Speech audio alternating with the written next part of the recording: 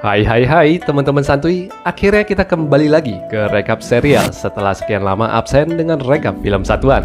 Drama serial yang akan direkap kali ini masih tergolong baru dan menduduki pamuncak sebagai serial usia nomor 1 terbaik saat ini. Apalagi kalau judul drama tersebut tidak lain dan tidak bukan adalah Word of Honor. Dalam terjemahan bahasa Indonesianya berarti janji untuk ditepati. Kisah ini menceritakan seorang pemimpin dari organisasi pembunuh bayaran yang mundur dari jabatannya untuk menebus dosa di masa lalunya dan mendapatkan kehidupan bebas yang ia dambakan. Namun dalam perjalanan hidupnya lebih jauh, ia bertemu dengan seorang ketua perguruan lembah hantu yang terobsesi dengan pembalasan dendam. Takdir yang mempertemukan dan membuat mereka mengarungi sebuah rimba konspirasi dunia persilatan bersama yang akan menjadi sentral kisah ini yang dibalut dengan tema boy love ataupun bromance.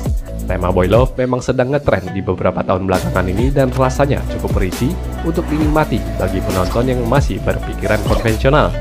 Terlepas dari temanya yang kurang lazim, keseruan cerita dan tata silat dari Word of Honor ini patut diacungkan 2 jempol dengan banyaknya adegan gelut di sepanjang cerita.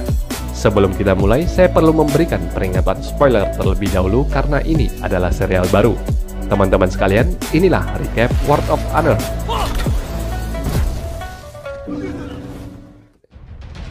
Ada desas-desus yang beredar mengisahkan kejadian 20 tahun yang lalu bahwa Raja Iblis Rong Hyun dibunuh di Gunung Qingya oleh aliansi 5 danau dan para pahlawan di masa itu.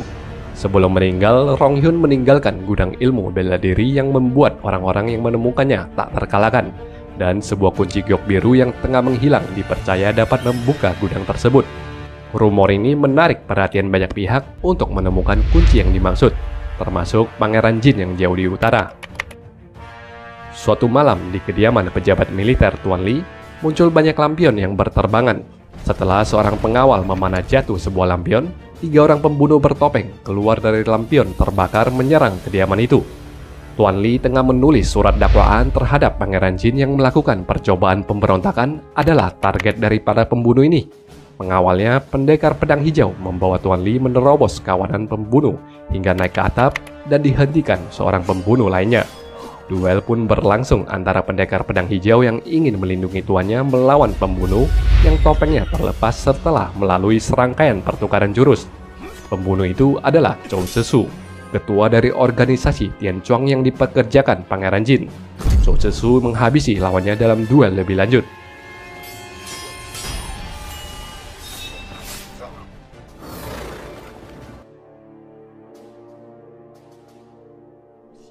Sekaligus mengeksekusi Tuan Li, mengamankan surat-surat yang ditulis oleh Tuan Li. Sesu lalu masuk ke kamar Ching An, putri Tuan Li. Ia tidak membunuh sang putri dengan pedangnya dan malah menawarinya sebotol racun karena jasa sang putri yang dulunya menyelamatkan nyawa adiknya. Putri Ching An meminum racun itu. Dalam keadaan sekarat, Putri Ching An menggenggam sebuah tusuk konde, mengingatkan Sesu dulu adiknya mengukir tusuk konde itu untuk diberikan kepada wanita yang disukai adiknya.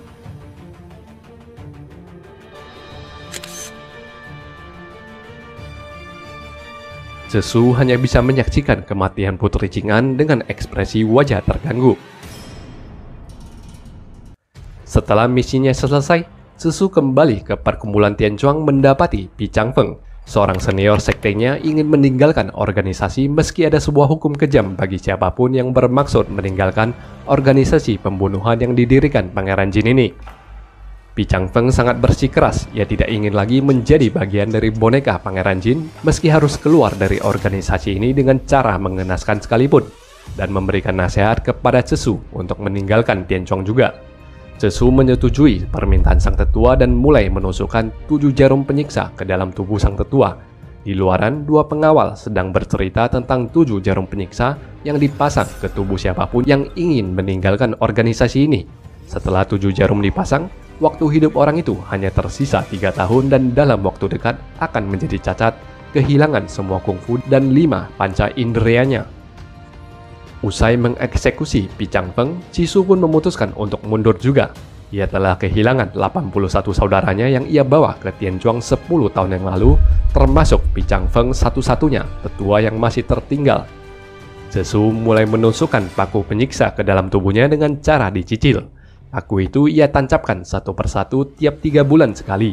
Konsekuensinya, ia juga akan meninggal dalam waktu 3 tahun. Namun dengan cara menyicil seperti ini, ia bisa menjaga 50% kungfunya dan tidak terlalu parah kehilangan sensor 5 panca indrianya. Cesu kemudian pergi menemui Pangeran Jin, memberitakan ia telah menusuk 6 paku penyiksa ke dalam tubuhnya, meminta sang pangeran untuk menusukkan paku terakhir ke dalam tubuhnya sebagai restu untuk dirinya meninggalkan Tianchuan. Pangeran Jin marah besar. Meski demikian, ia mengabulkan keinginan Cesu dengan meminta Tuan Pengciu mengambil alih posisi ketua Tianchuan dan menusukkan paku ke-7 ke tubuh Cesu.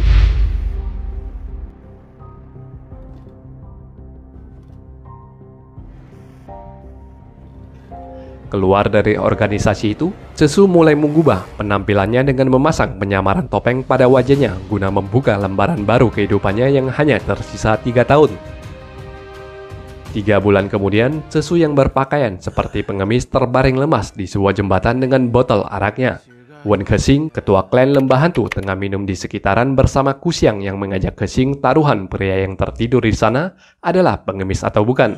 Wen Kexing bertaruh lelaki itu hanya sedang berjemur.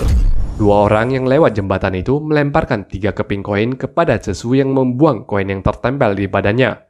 Kuxiang yang penasaran meneriakinya dan menawarinya minum arak dengan peringan tubuhnya. Kuxiang menghampirinya dan memberikan arak yang langsung diteguk oleh Cesu. Wanita ini mengomentari pengemis zaman sekarang cukup berkelas, menolak uang tapi menerima arak. Namun dibalas oleh Cesu bahwa ia bukanlah pengemis dan hanya sedang berjemur. Kalah taruhan dengan Wen Kexing, Kuxiang pun marah menyerang Cesu yang menghindarinya. Serangan itu tidak berhenti hingga Kuxiang menarik cambuknya mengayunkannya secara membabi buta terhadap Cesu hingga Wen Kexing menghentikan duel itu dan meminta maaf atas perlakuan kasar pelayannya.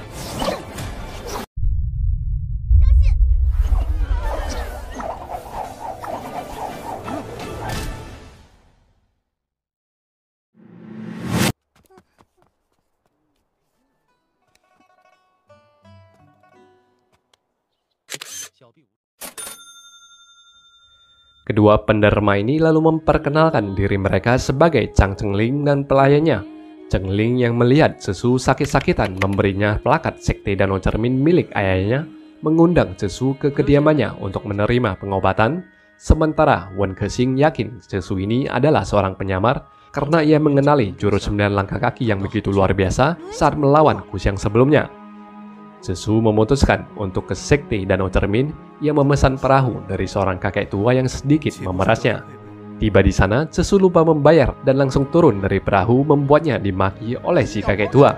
Cesu yang telah disalahpahami ini pun benar-benar tidak membayar kakek itu dan pergi begitu saja. Ia tiba-tiba diserang oleh Wen Kexing. Cesu terpaksa meladeni penyerangan itu bertukar puluhan jurus hingga akhirnya Wen Kexing yang mengaguminya mengundangnya untuk minum bersama. Tawaran itu ditolak oleh Cesu yang melanjutkan perjalanannya hingga tiba ke kediaman Chengling. Ia disambut oleh seorang pelayan yang memberinya sebuah kamar gudang untuk istirahat. Baru sebentar di kamar, paku penyiksa dalam tubuhnya bereaksi. Ia merasa sakit yang teramat dalam tubuhnya. Cesu pun menggunakan tenaga dalamnya untuk meredakan rasa sakit itu. Tiba-tiba ia mendengar kegaduhan di luar, menemukan orang-orang dari klan Danau Cermin tengah diserang oleh klan lembah hantu yang mendominasi perselisihan tersebut. Tidak tinggal diam, Cesu turun tangan membantu Chengling yang sedang bersama kakek tua penarik perahu sebelumnya.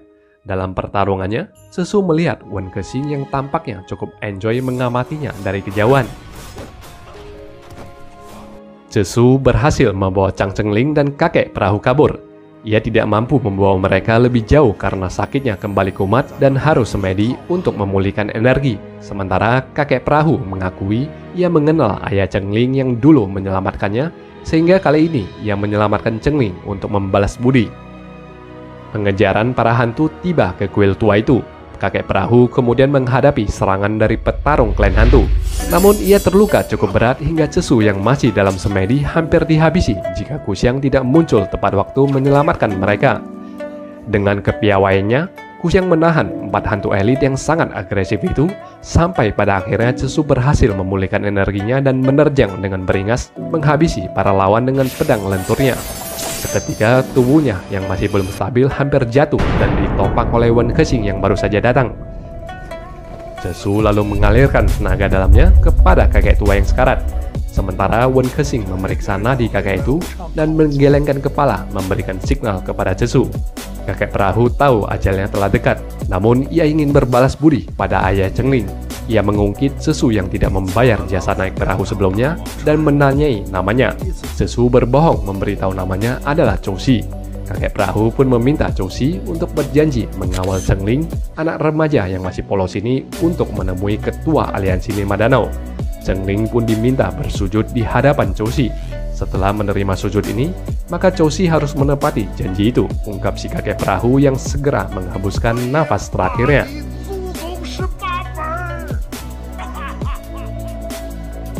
Mereka semua memutuskan untuk bermalam di kuil itu. Wen Kexing terus menatap penuh penasaran terhadap Chou Si. Tiba-tiba ia menempelkan tangannya ke wajah Cesu yang menghalanginya. Wen Kexing langsung tahu kalau Cesu ini menggunakan topeng samaran yang cukup meyakinkan. Cesu hanya bisa menanggapinya dengan dingin dan merasa khawatir terhadap Wen Kexing yang mampu melihat penyamarannya. Wen Kexing kemudian bertanya kepada Chengling apa gerangan yang terjadi sehingga klan Danau Cermin berselisih dengan klan Lembah Hantu. Namun anak lugu ini tidak tahu apapun, dan Wen Kexing menceritakan rumor yang telah ada sejak 20 tahun lalu mengenai gudang yang menyimpan ilmu serta senjata bela diri tak terkalahkan, dan sebuah kunci giok biru diperlukan untuk membuka gudang itu. Ia menduga para klan di Wulin tengah berselisih memperebutkan kunci giok biru itu, namun Cesu tidak berniat mendengar lebih jauh. Saat pagi menjemput, Sensen, ketua klan Takusan, tiba ke Villa Danau Cermin menemukan jasad ketua Danau Cermin beserta 2 putra tertua sang ketua. Ia bersumpah untuk membalaskan dendam saudara angkatnya ini hingga muncul sepasang kakek nenek bernama Tao Hong dan Li Liu yang menertawai persaudaraan Sensen yang palsu. Ketiga orang ini nampak telah saling lama mengenal satu sama lain.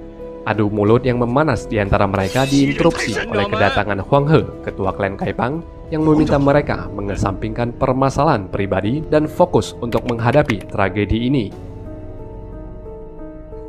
Sementara, Cesu saat bangun tidur menemukan Wen Kexing menatapnya. Cesu memanggil Chengling untuk segera bangun dan segera berangkat. Wen Kexing sangat penasaran dengan identitas Chou Si, namun tidak dapat menemukan bukti yang meyakinkan. Ia pun mengajak Kuxiang mengikuti Cesu secara diam-diam. Mereka yang di TKP pembunuhan menemukan bukti atas pembantaian ini dilakukan oleh sekte Lembah Hantu yang sudah lama menghilang. Seketika, Sensen pun menjadi cemas dan segera pergi untuk memperingati para aliansi lainnya.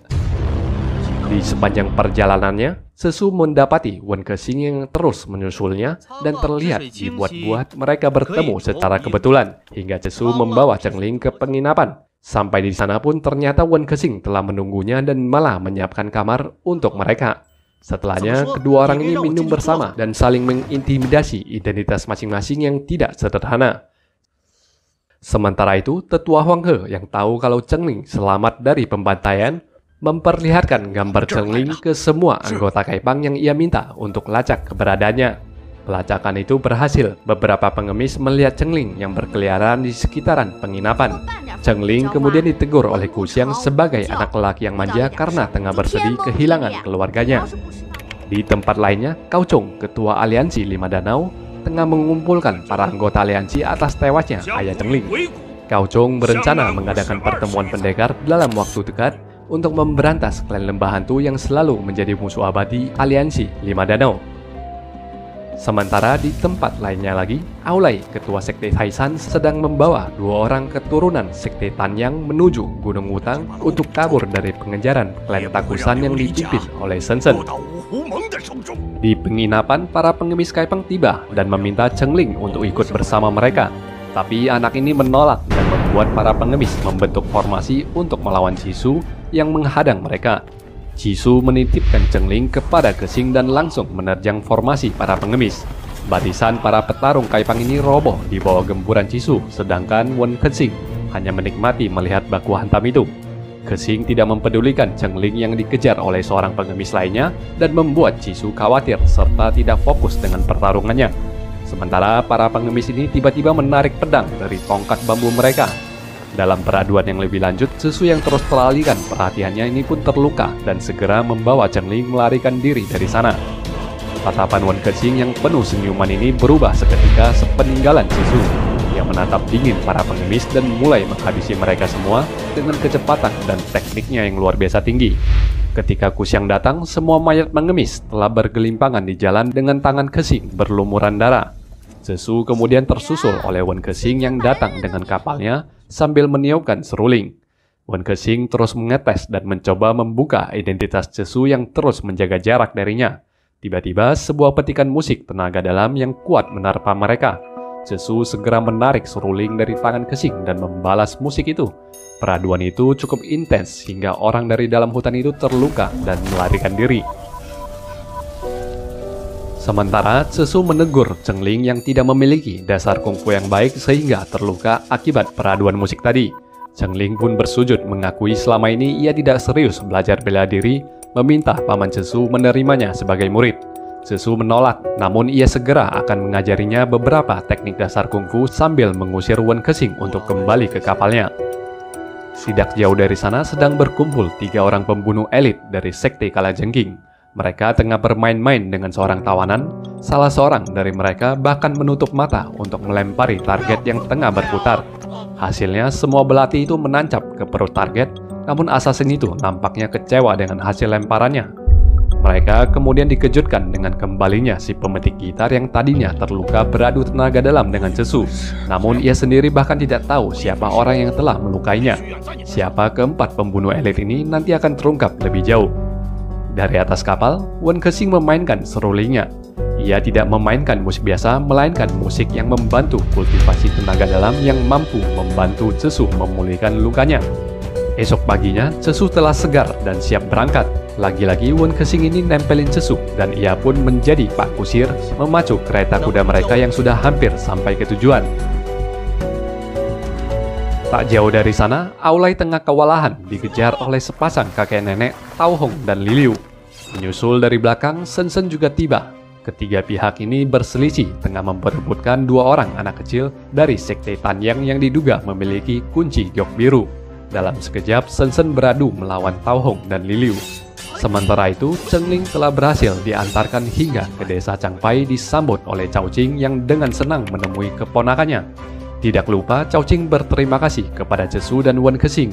Secara tiba-tiba, mereka diberikan kabar Aulai, ketua Sekte Taishan, ada di sekitaran membutuhkan bantuan.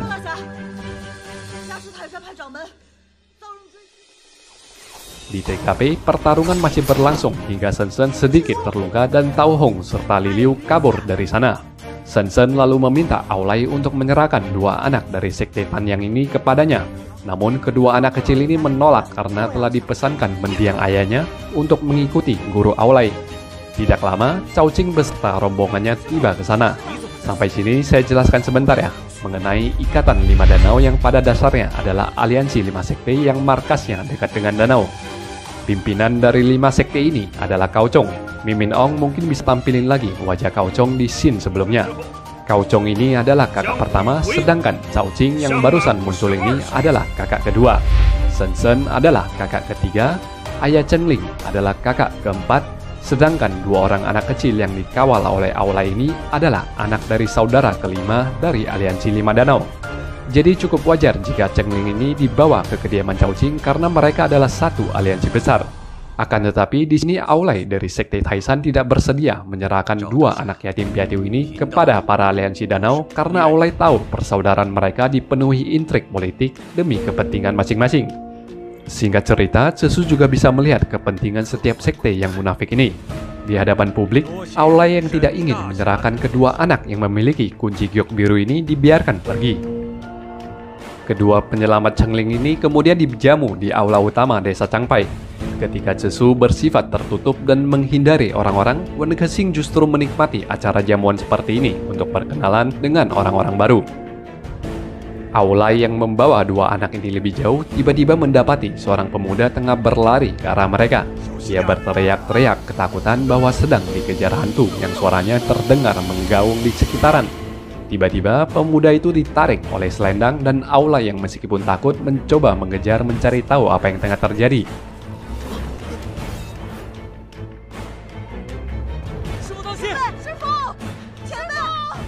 Sementara di desa Changpai, jamuan masih berlangsung. Wan Kexing diperkenalkan dengan Yi Qiufeng, ketua sekte Huasan, dan putra Yi Qiufeng yaitu Yi Tianjie. Cesu yang pergi keluar untuk menyendiri, melihat Yi Tianjie yang menggunakan peringan tubuhnya menyelinap ke sebuah bangunan, dan anak pendekar Huasan ini keluar mengejar seseorang bertopeng. Dalam aula jamuan, tiba-tiba dikejutkan dengan laporan sebuah masalah besar telah terjadi di depan gerbang, diikuti oleh suara hantu yang menggaung di desa itu. Segera mereka bergegas keluar menemukan Aulai dan kedua orang muridnya tengah digantung tak bernyawa. Jelas ini adalah perbuatan sekte lembah hantu yang memiliki 10 pesilat elit berjuluk 10 hantu. Cao Jing yang mencemaskan Cheng Ling juga menjadi target hantu ini bergegas kembali ke dalam. Menemukan Cheng Ling yang tengah bersama Cesu dan Wan Kexing yang memberitahu ia telah mengusir seseorang bertopeng yang ingin menculik Cheng Ling. Di tempat lainnya, pemuda yang bertemu dengan Aulai sebelumnya bernama Mu Yunke tengah diculik seorang wanita yang menerornya dengan menampakkan wajah tak memiliki rupa. Setelah Mu Yunke pingsan, wanita ini membuka topengnya. Dia adalah Liu Qianxiao, salah satu dari 10 hantu kejam dari klan lembah hantu berjuluk Hantu Cantik. Cesu yang mencurigai ada banyak misteri yang tengah berlangsung di desa Changpai ini memutuskan untuk naik ke atap mencuri dengar pembicaraan Cao Jing dan Shen Shen. Cao Jing mengeluhkan seorang penyusup telah mencuri kunci giok birunya. Di sini, Cesu mulai mengerti ternyata kunci giok biru untuk membuka gudang bela diri ini terdiri dari 5 potongan. Artinya sejauh ini 1 potong dimiliki 2 anak dari sekte Tanyang, 1 potong milik Cao Jing barusan hilang. Shen Shen memiliki 1 potong giok biru dan sisa 2 potong belum diketahui di mana keberadaannya. Tiba-tiba kedua orang ini merasakan ada penyelinap. Cesu memalingkan kepalanya melihat seseorang yang kabur dengan peringan tubuh. Ia mengejar penyelinap itu hingga tiba ke hutan. Orang itu ternyata adalah Wan Kexing. Mereka lalu menemukan benang pengikat roh, senjata rahasia milik hantu gantung. Di atas pohon ada sesosok mayat, dan ternyata itu adalah jasad Yi Tianjie, anak dari ketua Huasan yang Cesu lihat sebelumnya mengejar sosok bertopeng hitam. Lebih jauh melangkah, mereka menemukan sosok berbaju hitam itu. Saat dibuka topengnya, orang itu ternyata adalah murid dari Cao Chong, kakak pertama dari aliansi 5 danau. Kedua orang ini terus melacak apa yang sebenarnya terjadi hingga tiba ke sebuah kuil. Di pekarangan terdapat begitu banyak peti mati, dupa-dupa masih menyala di kuil itu, menandakan kuil itu memiliki penghuni. Kedua orang ini kemudian berpisah untuk menelusuri kuil itu lebih jauh lagi. Wan Kexing melihat sosok seorang lelaki yang tengah berlutut. Ia memanggil orang itu hingga memalingkan kepalanya. Wan Kexing terkejut memanggil orang itu sebagai ayahnya. Sementara itu, Cesu seolah-olah tiba ke dimensi waktu lain. Ia melihat ayahnya dengan adiknya yang tengah membuat boneka salju sambil memanggil dirinya.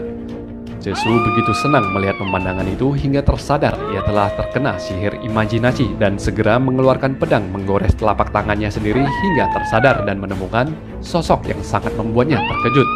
Ia segera melawan sosok itu, tidak peduli itu adalah manusia, hantu ataupun vampir. Cesu berhasil mengatasi ancaman itu. Sementara Wan Kexing masih belum tersadar di bawah pengaruh sihir imajinasi. Cesu memberinya minum sebotol obat, bukannya sadar, Wan Kexing malah kabur sambil meneriakkan nama Cao Cesu. Sontak, Cesu pun sangat terkejut bagaimana Wan Kexing bisa menyebut nama aslinya, sekaligus menandakan berakhirnya rekap di kesempatan kali ini. Justru dari bromance Frodo dan Sam inilah yang membuat mereka mampu melewati semua rintangan yang ada dalam perjalanan mereka menghancurkan The One Ring. So, sampai di sini saya rasa sudah cukup mendetail ya konsep bromance yang suka disalahpahami ini, dan langsung aja kita mulai rekap lanjutannya.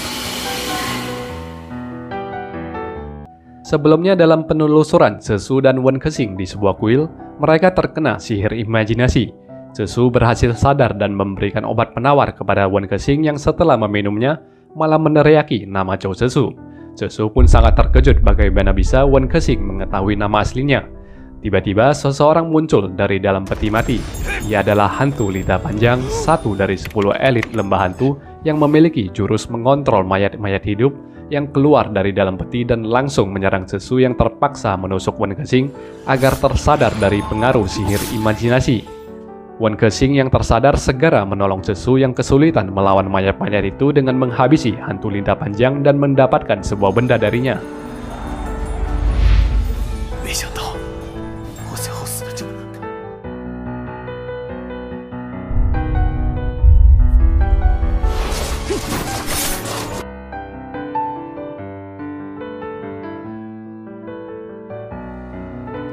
真是个好东西。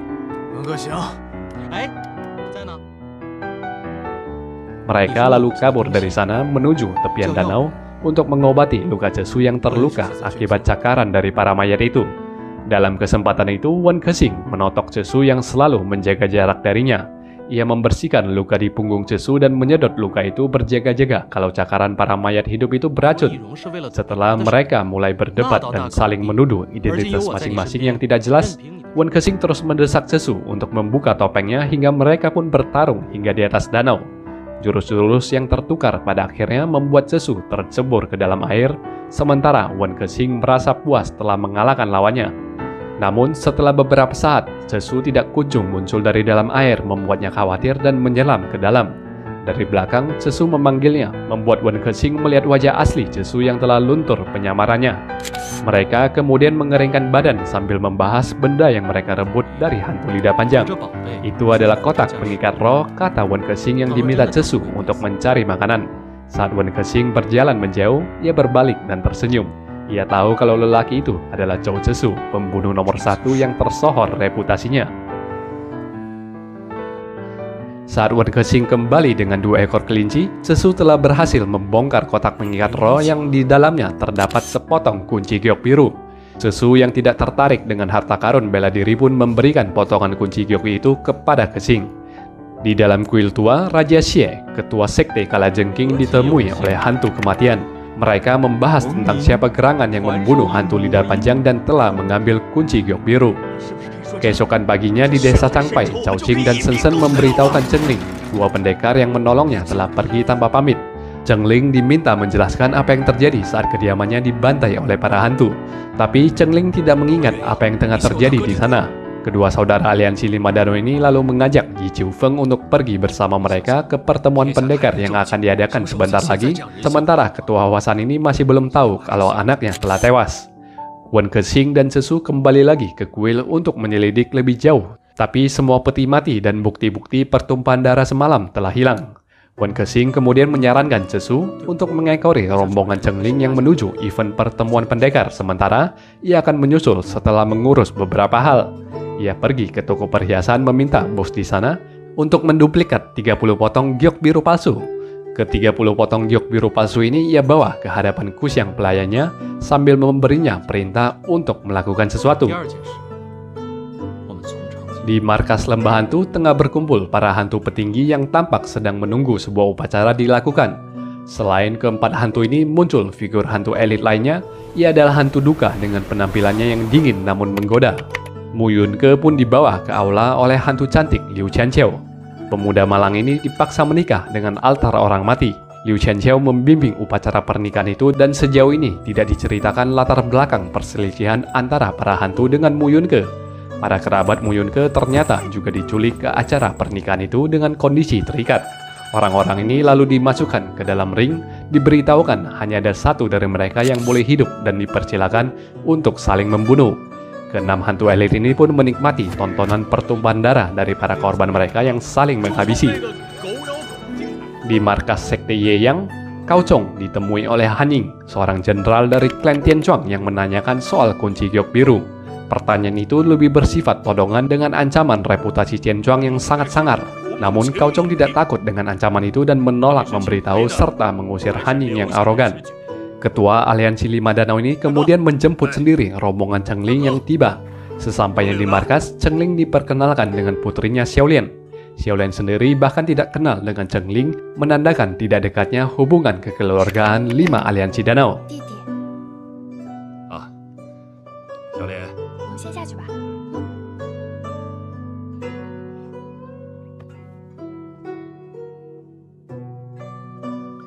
Cesu yang terus membuntuti akhirnya bisa tenang setelah melihat Chengling diantar ke markas Yeyang. Ia melihat seorang pengawal sedang memainkan jarinya dengan seorang pedagang. Itu adalah kode para pembunuh. Cesu pun mengikuti pedagang itu yang langsung menyerangnya. Dalam peraduan singkat, Cesu menghabisi lawannya.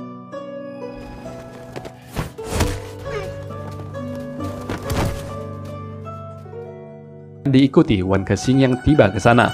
Wen Kexing bisa mengenali orang itu adalah mata-mata dari sekte Kalajengking. Keduanya lalu menyusuri jalanan kota dengan Cesu yang selalu bersikap dingin terhadap Wen Kexing yang suka menggodanya. Cesu menyadari Wen Kexing sengaja memamerkan kunci giok biru yang diikat di pinggangnya. Dan Wen Kexing membiarkan seorang pengutil menghampirinya dan mencuri kunci giok biru itu beserta kantong uangnya.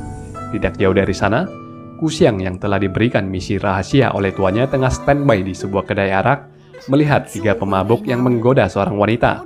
Ia tidak tinggal diam dan memberikan pelajaran kepada para lelaki yang kurang ajar itu hingga memaki sambil mengusir mereka pergi.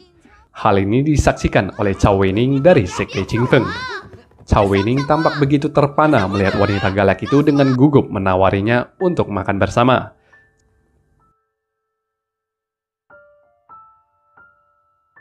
看什么看啊？怎么，你也想听曲儿啊？ 不，方明啊，我的名字叫……不是这个意思，只是姑娘如花美眷，令人想尊重爱护还来不及，岂敢唐突？妈妈的，再点份新的吧。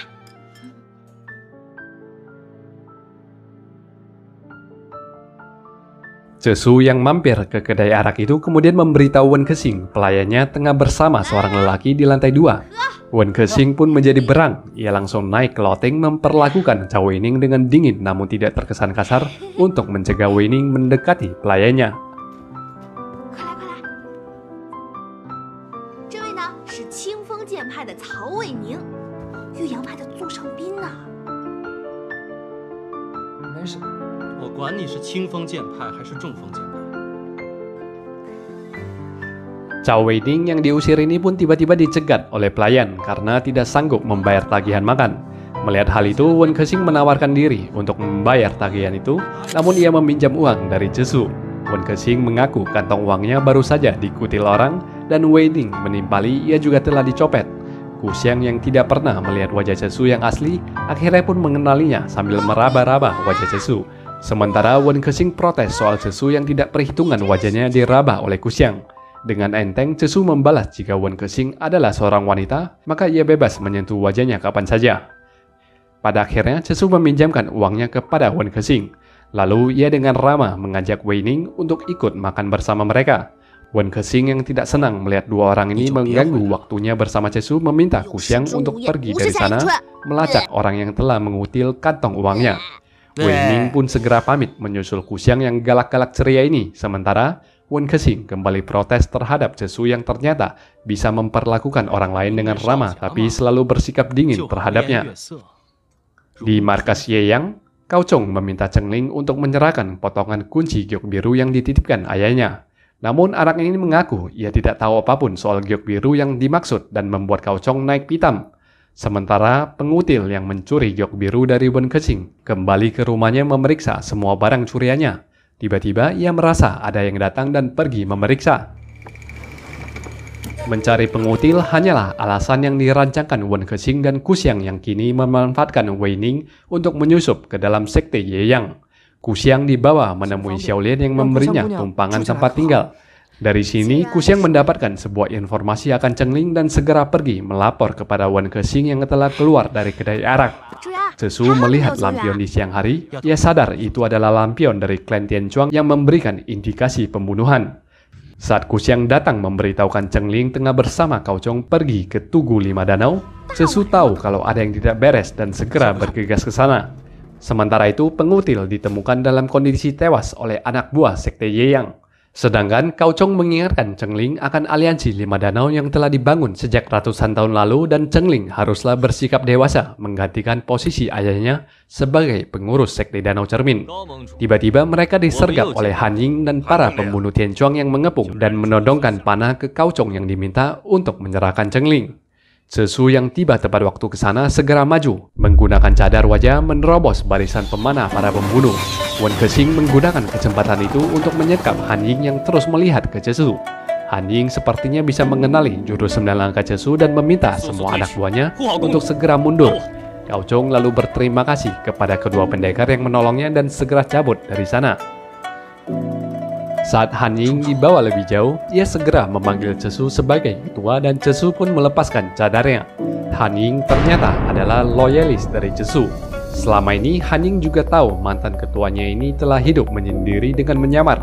庄主， Sementara Wen Kexing yang sudah bisa menebak jati diri Cesu dari awal tampak tidak terkejut. Han Ying memberitahukan ketua baru mereka, Tuan Pengciu, nampak tertarik dengan rahasia kunci giok biru, maka dari itu ia diutus untuk menculik Cheng Ling. Akan tetapi Wen Kexing memberitahukan Cheng Ling adalah orang yang ingin dilindungi Cesu sehingga Han Ying bersedia membelot dari tugasnya. Cesu segera mencegah Han Ying dan memintanya untuk terus melakukan tugasnya, namun Han Ying hanya perlu memperlambat langkah-langkahnya. Usai itu, jati diri Cesu sudah menjadi sangat jelas bagi Wen Kexing yang sebaliknya masih menyimpan sejumlah misteri. Cesu mengatakan ia telah menganggap Wen Kexing sebagai temannya, maka dari itu ia tidak merahasiakan identitasnya sebagai mantan ketua Tianchuan. Akan tetapi, Cesu merasa Wen Kexing masih enggan membuka jati dirinya. Wen Kexing malah mempertanyakan Cesu yang hanya menganggapnya sebagai teman setelah apa yang mereka alami sejauh ini. Ia ingin memberitahukan Cesu bagaimana dirinya menganggap Cesu, tapi Cesu terlalu takut untuk menghadapinya dan menolak untuk mendengarkan. Setelah Cesu berjalan menjauh, Wen Kexing menyatakan Cesu adalah seorang sahabat sejati baginya. Kedua orang ini kemudian menyaksikan sebuah pertunjukan sulap. Seorang wanita dimasukkan ke dalam kotak dan pedang-pedang dihunuskan ke dalam kotak itu. Saat kotak tersebut dibuka, tertumpah 10 kepala manusia dan membuat semua penonton paranoid berhamburan keluar. Ini adalah perbuatan para anggota sekte lembah hantu. Berita menyebar dengan cepat termasuk Cao Chong yang merasa dipermalukan karena wilayahnya telah dirusuhin. Ke-10 kepala itu adalah kepala Mu Yunke dan 9 kerabat yang saling membunuh sebelumnya, dan mereka semua termasuk bagian dari anggota pengabdi 5 danau. Wen Kexing dan Zhou Cesu lalu mengunjungi Cao Chong mencoba menanyakan keadaan Cheng Ling. Di saat saling menyapa, Cesu bisa melihat pandangan Wen Kexing yang berbeda, seolah-olah menyimpan sebuah dendam terhadap ketua aliansi 5 danau itu. Sebuah laporan masuk memberitakan pengutil telah tewas.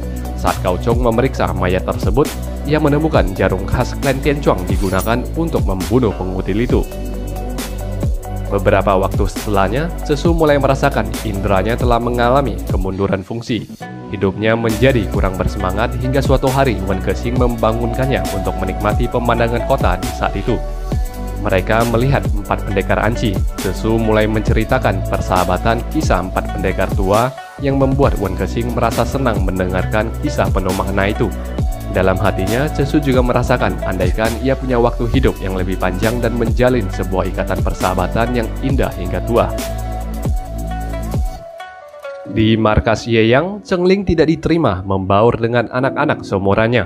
Ia dibuli oleh senior yang memukul dan mempermalukannya. Dalam putus asanya, Cheng Ling bertemu dengan Ku Xiang yang menyapanya dan membuatnya menjadi lebih bersemangat menanyakan kabar Paman Zhou dan Paman Men. Sementara Wen Kexing dan Cesu masih menyusuri jalanan kota. Mereka membahas soal pertemuan pendekar yang akan dilaksanakan sebentar lagi. Cesu menganggap para pendekar pada umumnya kerap menganggap diri mereka sebagai pahlawan, tapi jalan kepahlawanan itu penuh akan darah. Ia lebih baik menyebut dirinya sebagai seorang pengelana dan Wen Kexing menyetujuinya. Malamnya bulan purnama bersinar begitu indah. Wen Kexing mengundang Cesu untuk menikmati minum arak di atas atap. Kedua orang ini tidak banyak bicara dan hanya menikmati indah terang bulan yang diganggu dengan 2 sosok manusia yang tengah bertarung di jalanan. Wen Kexing mengatakan inilah sebabnya ia begitu senang malam ini, karena ada banyak pertunjukan bagus yang sedang berlangsung malam ini. Cesu memintanya untuk menjelaskan lebih jauh, tapi Wen Kexing menyatakan sebuah adegan bagus hanya bisa diperlihatkan tanpa perlu dijelaskan. Ia lalu mengajak Cesu menyusuri atap-atap. Dengan peringan tubuh mereka menemukan 2 orang yang berduel sebelumnya telah menewaskan satu sama lain. Cesu lalu menemukan sebuah potongan giok biru dari salah satu orang itu dan menanyakan kejelasannya kepada Wen Kexing yang hanya tersenyum. Cesu pun mulai mencurigai semua kerusuhan ini diciptakan oleh Wen Kexing yang ia dorong menjauh darinya. Keesokan paginya, Cao Chong pun menerima laporan kerusuhan terjadi di mana-mana dan bukti 2 potongan giok biru palsu yang diduga menjadi penyebab terjadinya kerusuhan antar pendekar yang berebut giok biru palsu itu. Tidak jauh dari sana, 4 pendekar tua Anci tengah dikepung oleh pesilat dari berbagai sekte seperti Kaipang, Huasan, Hongtong, Tao Hong, Liliu, dan lainnya. Seorang tetua Anci dalam keadaan sekarat menggenggam giok biru yang ingin direbut oleh para pesilat di luaran. Sementara tetua yang lainnya tiba-tiba diserang oleh Feng Xiaofeng yang berbadan cebol dengan senjata rahasia hingga mata tetua itu buta. Cao Chong dan saudaranya yang tiba di sana pun menjadi marah karena para pesilat Wulin telah berani mengeroyok keempat pendekar Anci yang menjadi tamunya di kota ini. Di antara kerumunan orang ini, Wen Kexing juga ada di sana menyaksikan kejadian itu dari kejauhan. Ia mencemaskan keempat pendekar Anci. Tetua Anci yang terkena senjata rahasia beracun ini tiba-tiba menjadi tak sadarkan diri, membunuh saudaranya sendiri dan keluar menyerang mereka. Tao Hong dan Li Liu dalam sekejap membunuh tetua ini, menyisakan satu orang tetua Anci yang keluar dan mengutuk Cao Chong bahwa mereka berempat telah lama mengundurkan diri dari dunia persilatan. Kedatangan mereka kemari hanya karena untuk menghargai undangan Cao Chong yang ingin melakukan pertemuan pendekar dalam waktu dekat. Kakak tetuanya bahkan berebut giok biru untuk diberikan kepada Cao Chong dan tidak disangka-sangka malah menjadi petaka bagi mereka. Setelah menyelesaikan perkataannya dengan kesedihan, tetua ini menggorok lehernya sendiri membuat Cao Chong sangat terpukul, termasuk Wen Kexing yang bersedih melihat insiden yang telah ia ciptakan itu. Huang He, tetua Kaipang, lalu berusaha membela diri mereka yang tidak mengakibatkan kematian para tetua Anci, membuat Cao Chong semakin marah. Ketua Aliansi 5 Danau ini mengeluarkan 2 potong giok biru palsu yang ia lemparkan ke hadapan Huang He. Cao Chong pamit dan menyatakan ia akan membuat perhitungan dengan mereka semua di hari pertemuan pendekar nantinya. Saat semuanya telah bubar, Wen Kexing, satu-satunya orang yang tertinggal di sana, menggali kubur untuk para tetua Hanse yang telah memberinya harapan persahabatan antara dirinya dengan Cesu yang tiba ke sana juga. Tidak secara langsung, Cesu menyalahkan kematian para tetua Hanse yang tidak berdosa ini karena Wen Kexing yang telah menyebarkan potongan giok biru palsu. Wen Kexing yang semakin merasa bersalah menyerang balik Cesu dan bertanya apakah selama ini Cesu tidak pernah membunuh orang-orang yang baik. Cesu tidak mampu berkata apapun. Matanya memerah dan meninggalkan Wen Kexing. Ia mengingat kembali masa lalunya, bagaimana ia telah membunuh orang-orang yang tidak bersalah di masa lalunya. Sejak saat itu, hubungan pertemanan kedua orang ini menjadi retak. Ketika Cesu lebih suka menyendiri menenggak araknya, Wen Kexing minum ditemani oleh para wanita penghibur.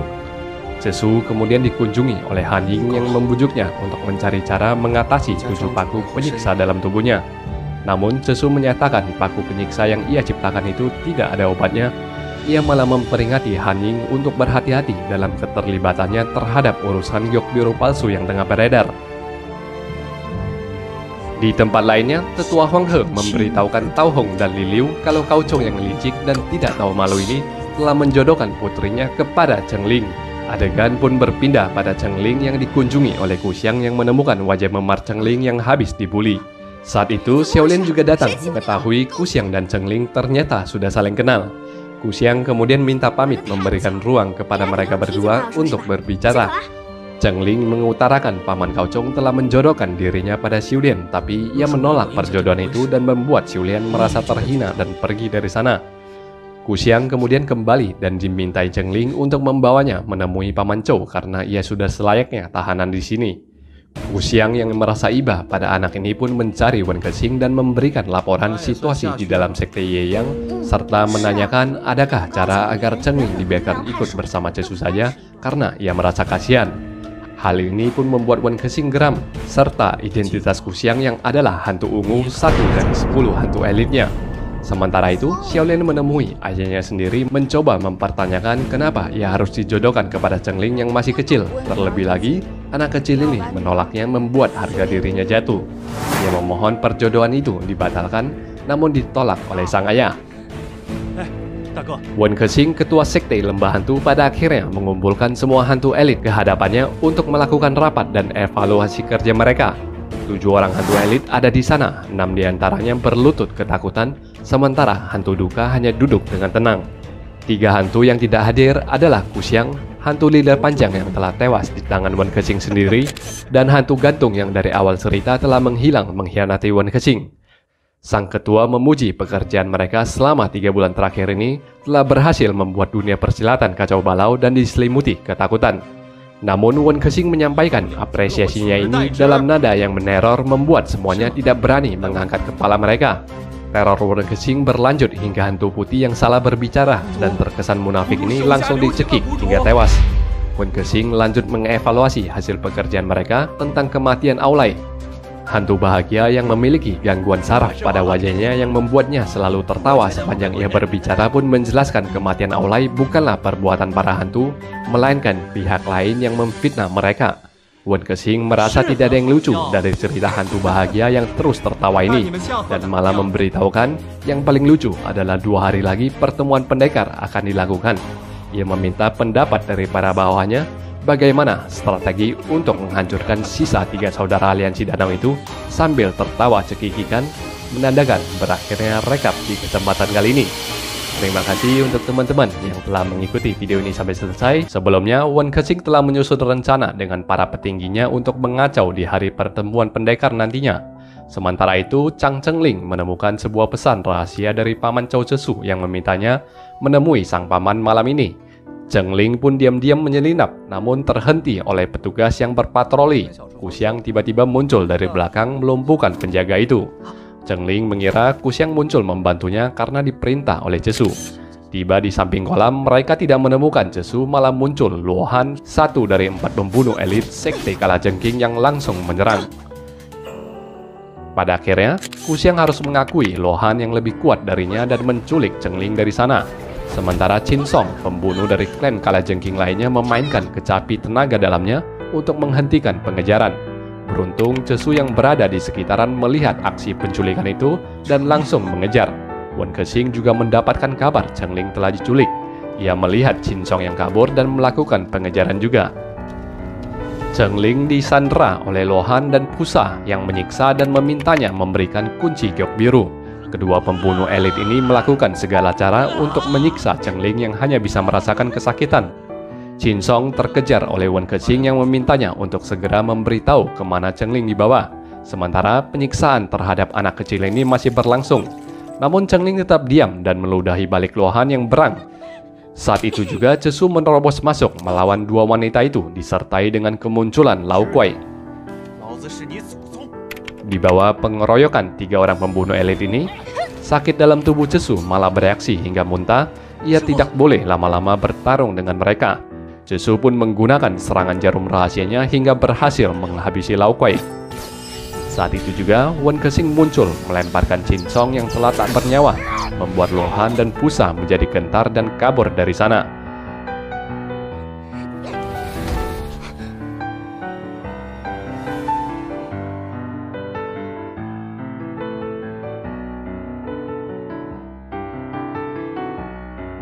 Mereka yang keluar dari situ ternyata masih dihadang oleh sekelompok mayat hidup yang dikontrol oleh Raja Xie, pemimpin klan Kalajengking. Kedua belah pihak yang mengenal reputasi masing-masing lawannya ini saling mengintimidasi hingga Cesu melemparkan bom asap dan kabur dari kepungan. Chengling yang diselamatkan menyatakan rasa kangennya pada Paman Cao, menceritakan bagaimana ia hanya diperlakukan sebagai tawanan di Sekte Yeyang dan tidak pernah mempercayai mereka. Sebaliknya, Chengling percaya pada kedua pamannya dan mulai memberitahukan rahasia yang dititip pesankan mendiang ayahnya. Chengling dilarang oleh ayahnya percaya kepada siapapun, terutama pada saudara 5 aliansi danau. Chengling ternyata memang memiliki kunci giok biru yang dijahit ke dalam tubuhnya. Ia ingin menyerahkan giok birunya kepada Cesu yang segera menghentikannya. Dalam kesempatan itu, Cesu pada akhirnya mengangkat Chengling sebagai muridnya setelah menceritakan jati dirinya yang kelam. Keesokannya, Cao Chong mengumpulkan orang-orang menanyakan Chengling yang diculik. Kuxiang yang tinggal di situ juga dicurigai oleh sang ketua, membuat gadis itu mencoba mengarang cerita. Akan tetapi, Cao Chong bisa melihat Kuxiang ini berpura-pura polos dan mulai keras terhadapnya, hingga Cao Weining datang ke aula berbohong kalau Kuxiang tidak berhubungan dengan Chengling yang terculik karena tengah bersamanya semalaman. Di hutan, Wen Kexing mengisahkan kejadian 20 tahun lalu yang ia tahu dengan jelas. Dalam kilas balik, Rongxuan pada awalnya berteman baik dengan 5 saudara danau. Mereka berlatih dan berdiskusi bela diri bersama, dan Rongxuan memiliki teori bahwa semua seni bela diri pada awalnya berasal dari satu sumber. Percaya dengan teori itu, Rongxuan pun mulai mencuri kitab-kitab bela diri dari berbagai sekte untuk menyelidiki teori kungfu dari satu sumber yang sama itu. Aksinya ini tentu membuat Rongxuan dipandang sebagai musuh bagi komunitas Wulin. ia menjadi pejuang solo hingga bertemu dengan seorang wanita yang terus membelanya. 几次受伤住 Bersama kekasihnya, Rongsuan membangun sebuah gudang untuk menyimpan semua bela diri dahsyat, dan 5 potong giok biru sebagai kunci membuka gudang itu diberikan kepada 5 ketua aliansi danau. Sayangnya 5 ketua aliansi danau kecuali ayah Chengling mengkhianati Rongsuan, membuat komunitas bela diri menyerang Rongsuan yang terdesak dan bunuh diri di Gunung Qingyang. Sejak saat itulah 5 potong giok biru mulai diperebutkan dan diikuti dengan kemunculan para pesilat dari lembah hantu yang keluar berperang dengan aliansi 5 danau. Cesu lalu menasihati muridnya untuk menyerahkan potongan giok biru kepada Kaocong sepulangnya nanti agar tidak diancam bahaya lagi. Chengling pun kembali ke Yeyang. Ia menggunakan pedang membuka kulit dari perutnya, menyerahkan potongan giok biru itu kepada Kaocong yang kemudian meminta adiknya Shenzhen juga menyerahkan giok biru kepadanya. Permintaan itu dituruti oleh Shenzhen yang agak cemas kakak tertuanya memegang 3 potong giok itu sekaligus. Tapi Kaocong meyakinkan lebih baik ia yang menanggung resiko bahaya dengan memegang semua potongan giok itu. Cao Qing yang kembali diberitahukan kakak tertuanya bahwa ia telah mendapatkan potongan giok dari Chengling. Di tempat lainnya, Yi Chiufeng menemui tetua Kaipang Wang He mengajaknya untuk berkoalisi melawan aliansi 5 danau dengan alasan anaknya dibunuh oleh murid Kaocong. Saat kembali ke kediamannya, orang itu membuka samarannya. Ternyata ia adalah hantu cantik Liu Qianqiu. Sementara itu di markas sekte Yeyang telah tiba pendekar dewa pedang dari Gunung Changming. Namanya adalah Ye Pai yang datang menemui Kaocong dan memberikan plakat untuk menumpas sekte lembah hantu. Ye Pai yang memiliki selera besar kemudian makan di sebuah kedai dan menawarkan para tamu untuk mentraktirnya dengan imbalan ia akan melakukan satu hal untuk orang tersebut. Wen Kexing yang tertarik mentraktir meminta kantong uang pada Cesu berkenalan dengan Ye Pai. Di tempat lainnya, Kaocong berhasil menyerbu kediaman hantu duka yang mereka tangkap dan jadikan sandera. Sementara itu, Yi Chiufeng yang belum tahu anaknya telah mati, mulai mencemaskan nasib si anak. Liu Qianqiu yang adalah mantan kekasihnya tiba saat itu juga. Istri Yi Chiufeng yang menangkap perselingkuhan mereka dulunya sempat membunuh Qianqiu sehingga terjadi dendam yang mendalam di antara mereka. Qianqiu memberitahukan ketua Huasan itu untuk tidak menunggu anaknya yang telah tewas di tangan hantu gantung. Sementara itu, Cesu yang mulai curiga Wen Kexing adalah anak dari Rongsuan pun mulai menanyakannya, tapi Wen Kexing menolak mengakui tebakan Cesu dan pergi dari sana. Ye Pai pun datang saat itu juga mencari Cesu, mencoba untuk mengobati luka Cesu yang menolak tawaran baik itu sehingga adu pukul beberapa jurus pun terjadi di antara mereka. Ye Pai dengan congkaknya menerangkan ia kenal dengan guru Cesu dan pedang lentur di tangan Cesu itu adalah pedang yang dulu ia berikan kepada gurunya. Cesu akhirnya sadar lelaki di hadapannya adalah tetua dewa pedang yang sudah sangat senior walau penampilannya masih terlihat muda. Ye Pai yang bersikeras memeriksa luka Cesu pun mengundang Wen Kexing datang membantu perkelahian itu. Dalam sebuah peraduan tapak, tenaga dalam mereka bahkan membuat air dalam kolam tersembur menjulang. Akhirnya Cesu membuka bajunya memperlihatkan luka itu. Pai menyatakan ia bisa memperpanjang nyawa Cesu sampai 10 tahun jika Cesu bersedia menghilangkan semua kungfunya. Akan tetapi Cesu menolak metode pengobatan itu, sementara Wen Kexing yang menyadari nyawa sahabatnya yang tersisa 2 tahun menjadi bersedih. Fu Xiang yang mengetahui hantu duka telah ditangkap menemui Wen Kexing yang tengah merana diguyur hujan. Wen Kexing kemudian meminta Liu Qianqiu menyamar untuk menyelinap ke markas Yeyang untuk membebaskan hantu duka. Qianqiu kembali menyamar sebagai Yi Chiufeng dan berpapasan langsung dengan ketua Huasan. Yi Chiufeng asli yang merasa berhutang pada hantu cantik pun memutuskan untuk membantunya menyelinap ke dalam penjara. Hari pendekar yang ditunggu-tunggu akhirnya tiba. Sekte Taishan tiba lebih awal bersama Kaipang. Mereka menduduh Shenzhen yang membunuh Aulai. Dalam kilas balik, seorang murid Taishan bertemu dengan hantu kematian yang mengaku diutus oleh Shenzhen. Tuduhan itu disanggah oleh Kaocong yang tiba beserta sebagian pesilat besar lainnya. Kaocong menyatakan itu hanyalah fitnah dari sekte lembah hantu yang ingin memecah belah mereka. Wen Kexing dari jauh mengamati pertemuan sementara Cesu melihat lewahan yang ada di sekitaran. Ia mengejar pembunuh yang tengah menyamar itu hingga kehilangan jejak. Dalam pertemuan, Kaocong yang mengaku aliansi 5 danau memiliki giok biru kemudian didesak untuk membuka gudang bela diri agar mengembalikan semua kitab jurus masing-masing sekte yang tengah hadir di sana. Gao Chong pun menjelaskan meski kelima potongan itu terkumpul tidak akan semudah itu membuka gudang bela diri. Ia menghadirkan Long Xiao, anak dari ahli mesin yang datang menggunakan kursi rodanya. Long Xiao mendukung pernyataan Gao Chong, namun ia menyatakan dengan keahlian dari ilmu ayahnya, ia bisa mengusahakan membuka gudang tersebut. Sementara itu di markas Ye Yang, Wu Xiang juga berusaha menyelamatkan hantu duka dengan mencoba mengalihkan perhatian dari Xiaolian dan Wei Ning yang ada di sana. Tiba-tiba, mereka diserang oleh Tao Hong Liliu. Pertarungan 2 lawan 2 itu berlangsung hingga Wei Ning yang berusaha melindungi Wu Xiang terkena senjata rahasia dan Xiaolian diculik oleh Tao Hong Liliu. Sementara Wei Ning sedang pingsan, Wu Xiang bertemu dengan Qian Xiao yang sudah berhasil menyelamatkan hantu duka. Dalam rapat, Gao Chong menyatakan ia pasti akan membuka gudang bela diri dan mengembalikan semua kitab dari berbagai sekte ke pemiliknya setelah klan lembah hantu berhasil ditumpaskan. Ia bahkan berjanji akan mundur dari dunia persilatan setelah semua ini selesai dan menjadi seorang biksu, serta Changling yang dijodohkan kepada putrinya akan menggantikan posisinya kelak. Gao Chong pun mengajak semua pendekar untuk bersumpah bersamanya meneteskan darah ke dalam cawan arak besar sebagai janji ikatan mereka.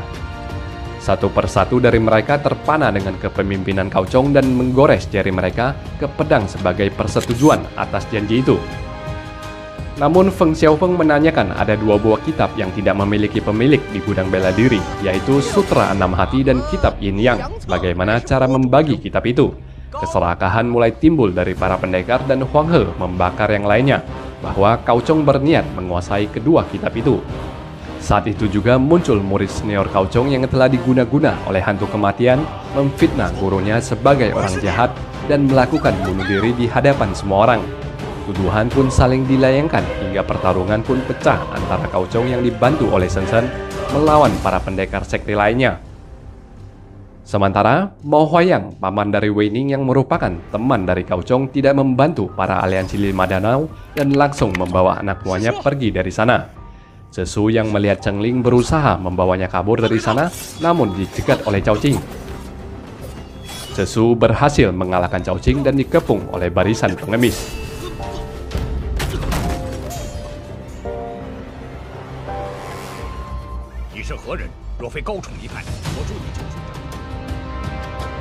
Sementara, Chengling yang mau diserang oleh Huang He dicegat oleh Wen Kexing yang muncul. Mereka kemudian membawa Chengling menepi. Keadaan masih kacau balau, pertarungan masih berlangsung, hingga Feng Xiaofeng yang menunggangi seorang manusia raksasa menumbangkan tugu kebesaran 5 danau. Xiaofeng lalu menyerang Gao Chong dengan senjata rahasia, namun berhasil ditangkis oleh muridnya. Dalam kemarahan, Gao Chong melayangkan serangan yang menamatkan nyawa Feng Xiaofeng. Cao Qing lalu meminta semuanya untuk berhenti bertarung, mendesak kakak pertamanya untuk menyerahkan giok biru dan bahkan berlutut di hadapan Huang He, memohon untuk mengampuni nyawa kakaknya bila giok biru diserahkan. Gao Chong sangat geram meminta adiknya segera bangkit dan menyatakan ia akan menyerahkan giok biru tersebut. Shen Shen yang mencegahnya dibuat pingsan oleh Gao Chong yang segera menyatakan mulai hari ini, ia telah putus hubungan dengan aliansi 5 danau, serta mengeluarkan 3 potong giok biru yang ia remas menjadi butiran debu di hadapan semua orang. Ketua aliansi 5 danau ini lalu menabrakkan dirinya ke tugu 5 danau, melakukan bunuh diri. Sampai di sini bisa dilihat konsistensi karakter Gao Chong yang tegas, terhormat, dan sangat berjiwa pendekar, tidak seperti rumor dan fitnahan yang ada sebelumnya. Semua pendekar begitu syok melihat aksi tersebut, termasuk Chengling yang merasa kehilangan. Meskipun keras terhadapnya, Chengling bisa merasakan niat tulus paman Gao Chong. Sementara Wen Kexing hanya bisa kaget karena pertemuan ini tidak berlangsung seperti yang ia harap dan rencanakan. Di tempat lainnya, Mo Huayang yang pergi dari pertemuan pendekar sebelumnya, dalam kereta kudanya membuka 3 potongan giok biru. Usai itu, Wen Kexing dan Cao Sesu membawa Chengling untuk bersembunyi di goa. Mereka mulai mencurigai Cao Qing yang selama ini terlihat paling baik adalah pelaku kejahatan yang sebenarnya. Dugaan kedua sahabat itu benar, Raja Kalajengking ternyata adalah anak angkat dari Cao Qing. Ketika sang ayah angkat bersifat penuh kebaikan di hadapan semua orang, ia melakukan pekerjaan kotor melalui organisasi Kalajengking. Dalam kilas balik diceritakan Cao Qing mengirim anak buahnya sendiri mencuri giok birunya sendiri, atau dalam bahasa sederhana berpura-pura menjadi korban. Dan kala itu Raja Kalajengking membunuh anak buah tersebut mengambil giok biru itu kembali. 你可有义父的号令？应信。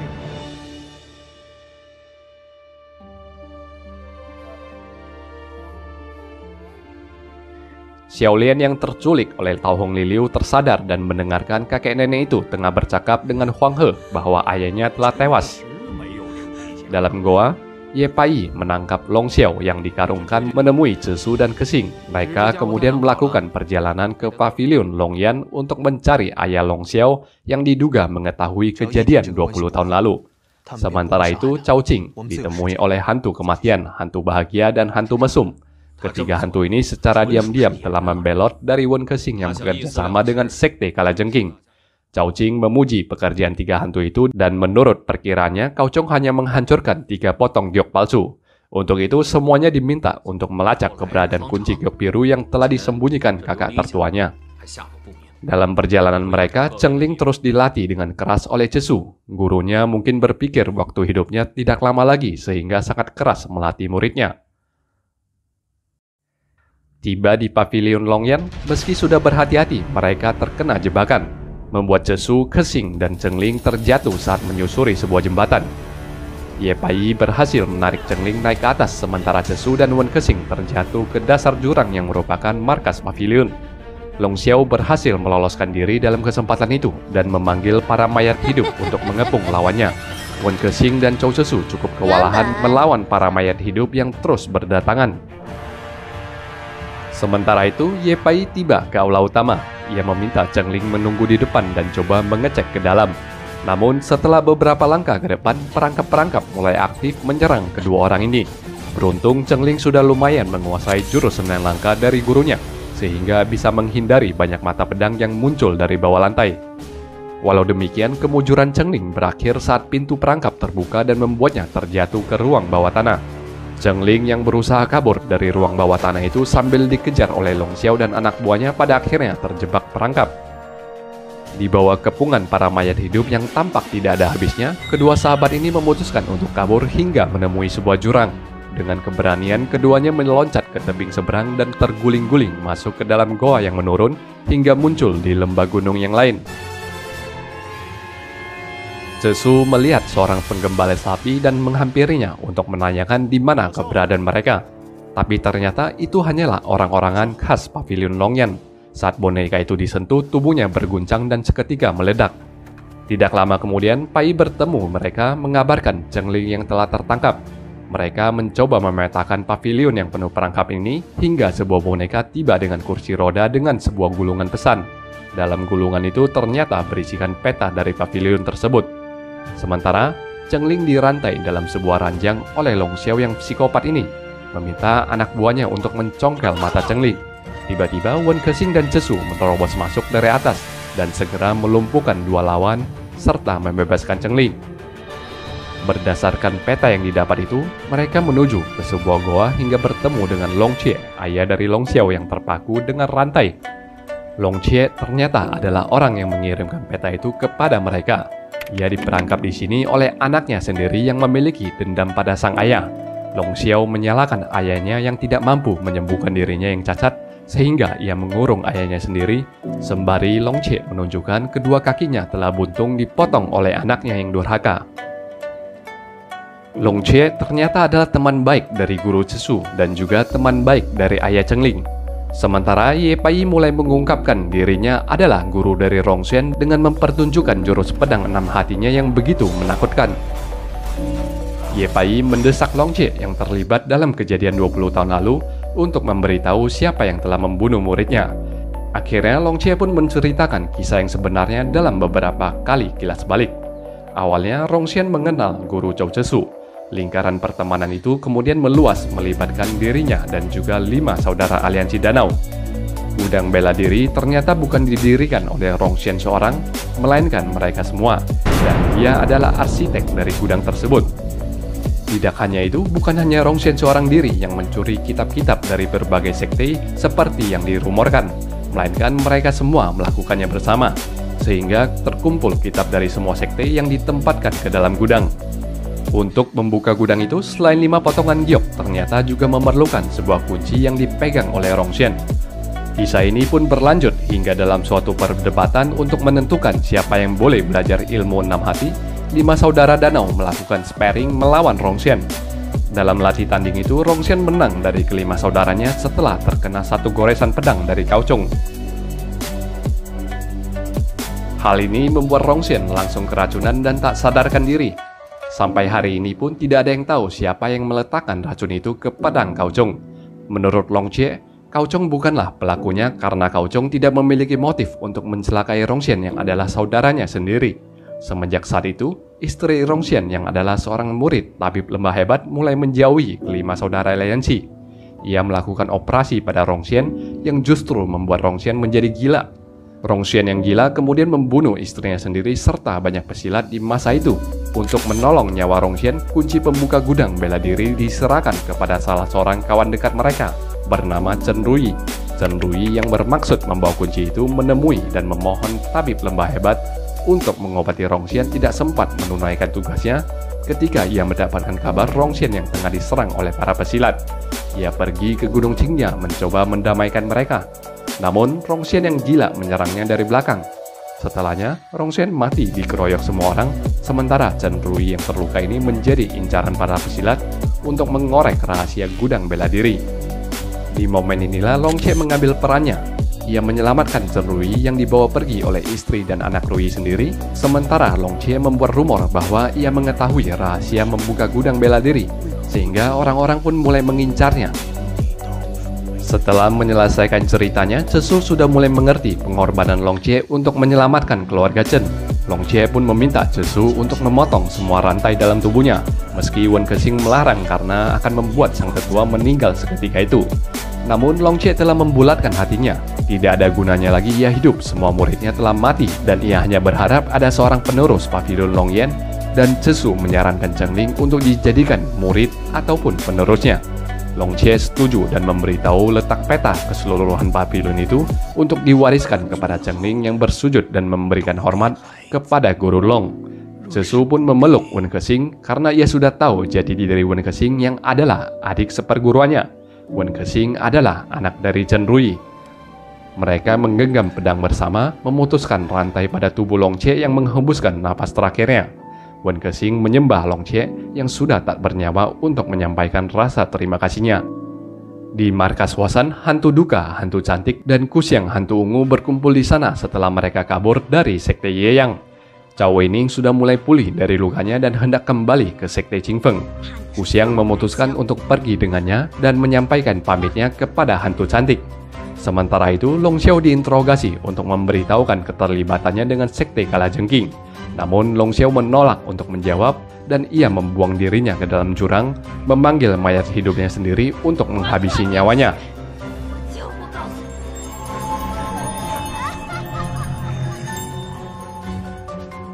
Cesu lalu mengajak mereka semua untuk kembali ke desa 4 musim membuka lembaran baru. Tapi Wen Kexing menolak rencana itu sekaligus menolak mengakui ia adalah adik seperguruan Cesu yang mencoba menghiburnya. Cesu pun mulai menceritakan hubungan ia dengan Wen Kexing dalam kilas balik. Kala itu, Chen Rui dan keluarganya yang terus diburu diselamatkan oleh guru Cesu sendiri yaitu Qin Huaichang. Sang guru lalu memperkenalkan Wen Kexing kecil kepada Zhou Cesu. Kedua anak ini pun bermain bersama selama beberapa waktu. Setelahnya, Chen Rui dan istrinya pun memulai hidup baru mereka dalam penyamaran serta menitipkan Wen Kexing kecil kepada Qin Huaichang. Rui meminta anaknya memberikan hormat sekaligus menjadi murid Huaichang. Cesu pun meminta maaf karena ia tidak bisa mengenali adik seperguruannya yang telah bersamanya selama ini. Akan tetapi Wen Kexing tetap menyangkalnya. Ia pergi menyendiri dan meyakinkan dirinya bahwa semua ini sudah terlambat baginya untuk kembali ke desa 4 musim dan melepaskan dendam orang tuanya begitu saja, sekaligus menandakan berakhirnya rekap di kesempatan kali ini. Identitas Wen Kexing telah terbuka sebagai anak Chen Rui dan juga adik seperguruan Zhou Cesu, bersamaan dengan ancaman yang mulai muncul dari Cao Qing yang bertindak lewat Raja Kalajengking yang meminta para hantu untuk membuat kekacauan di Wulin dengan membantai para pesilat dari sekte Xianxia. Para hantu yang mengkhianati Wen Kexing ini kemudian membuka rapat mempertanyakan apa keuntungan yang bisa mereka dapatkan dengan berkoalisi dengan Sekte Kalajengking? Hantu Kematian menjelaskan meski tidak ada keuntungan yang bisa mereka raih, setidaknya mereka tidak perlu mengikuti ketua Wen Kexing yang gila ini. Hantu Kematian menceritakan kilas balik ketua lembah hantu terdahulu dibunuh oleh Wen Kexing dengan sangat kejam. Begitulah cara Wen Kexing merebut kekuasaan atas Sekte Lembah Hantu. Di Pavilion Longyan, Wen Kexing pada akhirnya menyetujui untuk mengikuti Zhou Zexu kembali ke desa 4 musim. Ye Pai berpisah dengan mereka di kala itu dengan alasan untuk menemukan metode pengobatan bagi Zhou Zexu. Sementara itu, Yi Qiufeng mengunjungi Cao Jing. Ketua Huasan ini telah mengetahui hubungan asmara masa lalu Cao Jing dengan hantu duka dan mencoba mengancam Cao Jing dengan cara yang halus. Raja Kalajengking yang tidak senang ayah angkatnya telah diancam ini mengajukan diri untuk membunuh Yi Qiufeng. Tapi sang ayah memintanya untuk menahan diri, namun Cao Jing justru memanggil hantu mesum untuk menghabisi ketua Huasan itu. Hantu mesum pun tiba ke markas Huasan dan berduel dengan hantu cantik Liu Qianqiu. Pertukaran jurus antara dua hantu ini berlangsung ketat meski hantu cantik pada akhirnya ditaklukkan oleh lawan yang kemudian mengintimidasinya. Di saat itu juga Raja Kalajengking datang dengan tubusa dan membunuh hantu mesum. Di momen ini Raja Kalajengking mempelajari bahwa hantu duka yang tengah seperti orang linglung ini memiliki hubungan asmara dengan ayah angkatnya. Menurut hantu cantik, setiap orang yang bergabung dengan Sekte Lembah Hantu diwajibkan meminum sup penghilang ingatan termasuk hantu duka. Namun setelah ditangkap, hantu duka yang bertemu dengan Cao Jing di penjara membangkitkan memorinya kembali sehingga mengalami gangguan jiwa. Liu Qianqiu memohon agar hantu duka tidak dibunuh dan Yi Qiufeng tiba ke sana untuk menyelamatkan Liu Qianqiu yang hendak dihabisi. Setelah keduanya memohon, Raja Kalajengking memutuskan untuk tidak membunuh mereka dan memiliki rencana lainnya. Dalam perjalanan mereka kembali ke desa 4 musim, Zexu mulai mendengarkan kabar para pesilat Sekte Xianxia tengah diteror dan dihabisi oleh para hantu. Tidak jauh dari sana, mereka bertemu dengan Kuxiang dan Cao Weining. Reuni ini membuat mereka makan bersama, menceritakan kabar masing-masing, sehingga Zexu dan Kexing yang kemudian menyusuri jalanan kota bertemu dengan Shen Shen yang tengah mencari Xiaolian. Tiba-tiba, Shen Shen memperingati mereka tengah diserang.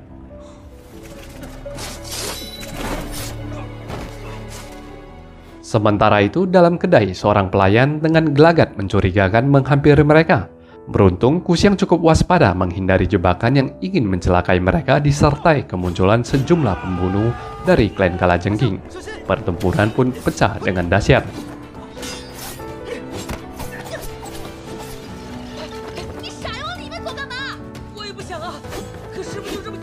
Setelah Zexu dan Wen Kexing menghabisi para pembunuh ini, mereka memberitahu Shen Shen Zheng Ling tengah bersama mereka dan segera kembali ke kedai makan. Di sana, ancaman bagi ketiga orang ini masih belum berakhir.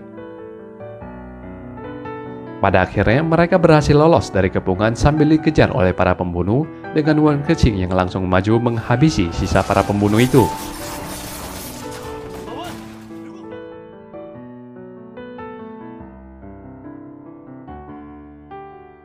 Usai itu, Shen Shen berterima kasih kepada Zexu yang telah menjaga Zheng Ling selama ini dan bahkan mengangkat keponakannya ini menjadi murid dari desa 4 musim. Lalu bersama Wen Kexing, dugaan Zexu akan Cao Jing sebagai orang di balik Sekte Kalajengking semakin kuat. Jika dugaan itu benar, itu artinya Cao Jing adalah orang yang meracuni Rongxian 20 tahun yang lalu. Saat Shen Shen menemui Wen Kexing, ia akhirnya sadar Wen Kexing adalah anak dari Chen Rui. Berusaha meminta maaf padanya soal bagaimana saudara 5 aliansi danau tidak mampu menolong ayah Kexing dulunya.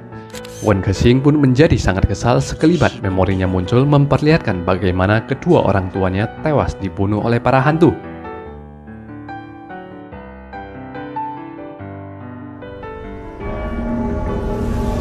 Wen Kexing sangat bersedih atas memori itu hingga ia muntah darah dan pingsan tak sadarkan diri. Zexu dan Zheng Ling lalu menanyakan Shen Shen soal siapa yang meracuni Rongxian. Dengan penuh kemarahan, Shen Shen menjelaskan rasa bersalahnya kepada Wen Kexing dikarenakan para saudara danau tidak mampu menolong ayah Wen Kexing. Tapi ia dan kakaknya Cao Chong tidak mungkin meracuni Rongxian. Dugaan Zexu pun semakin menguat dan ia menuduh Cao Jing yang telah meracuni Rongxian dulunya. Shenzhen cukup terpukul dan tidak percaya bila kakak keduanya adalah otak di balik semua tragedi ini, dan Zhe Su segera mengusirnya pergi agar tidak menambah kekesalan Wen Kexing yang bangun nantinya. Dalam pingsannya, Wen Kexing mengingat kembali memorinya yang bergabung dengan sekte lembah hantu setelah kedua orang tuanya mati. Tidak lama setelah itu, Wen Kexing pun bangun sambil diberitahukan Shenzhen telah pergi dan membuatnya menjadi marah. Zhe Su berhasil membujuk Wen Kexing bahwa Shenzhen hanyalah orang lurus yang diperalat oleh saudaranya Cao Qing dan mereka sepantasnya mencari Cao Qing untuk membalas dendam. Di tempat lain, Liu Qianqiao yang tengah dikurung dihampiri oleh Raja Kalajengking. Qianqiao menjelaskan sup penghilang ingatan tidak membuat orang kehilangan semua memori, tapi hanya sebagian memori yang menyakitkan. Jika seseorang mengingat kembali memori yang telah dilupakan, maka orang itu akan tersiksa seperti halnya hantu duka. Hal ini berbeda dengan dirinya di mana Qianqiao mengakui ia satu-satunya hantu yang tidak menerima sup penghilang ingatan saat bergabung dengan sekte lembah hantu. Raja Kalajengking yang ingin menggali cerita di balik hubungan ayah angkatnya dengan hantu duka pun meminta Qianqiao untuk mencari resep menawarkan sup penghilang ingatan agar hantu duka bisa mengingat kembali semua masa lalunya. Sementara itu, Kuxiang yang cemas dengan kesehatan tuannya diberitahukan bahwa muntah darah sebelumnya adalah karena reaksi sup penghilang ingatan. Akan tetapi, dendam Wen Kexing ini terlalu mendalam sehingga tidak mempan walau dulu sudah meminum sup itu. Sampai di sini sudah cukup jelas bahwa kedua orang tua Wen Kexing tewas dibunuh oleh ketua lembah hantu terdahulu. Wen Kexing diberikan sup penghilang ingatan, tapi ia tidak melupakan bagaimana orang tuanya dibunuh sehingga pada saat dewasa, Wen Kexing membunuh ketua lembah terdahulu dan merebut posisinya. Wen Kexing kemudian meminta Kuxiang untuk pergi saja bersama Cao Weining. Ia tahu Kuxiang yang telah seperti adiknya ini menyukai Weining juga. Ia tidak mau Kuxiang masih mengikutinya dalam misi balas dendam yang berbahaya dan berharap Kuxiang bisa menjalani hidup seperti manusia pada umumnya. Akan tetapi, Kuxiang merasa takut kalau jati diri masa lalunya terbongkar bahwa ia adalah seorang hantu ungu. Kuxiang menanyakan bagaimana rasanya jika Zhe Su juga sampai mengetahui jati diri tuannya yang adalah seorang ketua lembah hantu yang kejam. Esoknya, Wen Kexing mengajak Cao Weining berbicara berdua. Ia mulai menceritakan bagaimana dirinya menyelamatkan dan merawat Kuxiang yang yatim piatu sejak kecil. Meski demikian, Wen Kexing merasa justru Kuxianglah yang menyelamatkan dirinya. Berkat keceriaan dan kelembutan dari gadis yang sudah bagaikan adiknya ini, ia bisa terhindar menjadi seorang manusia yang kejam. Ia meminta Cao Weining untuk menjaga Kuxiang baik-baik atau ia akan membunuhnya sendiri. Dan Weining pun bersumpah tidak akan mengecewakan wanita yang ia cintai. Mereka pun mengambil jalan masing-masing. Setelah itu, Wen Kexing menarik Kuxiang yang ia dorong ke hadapan Weining yang kemudian berjanji akan menikahi Kuxiang setelah mereka tiba ke klan Qingfeng.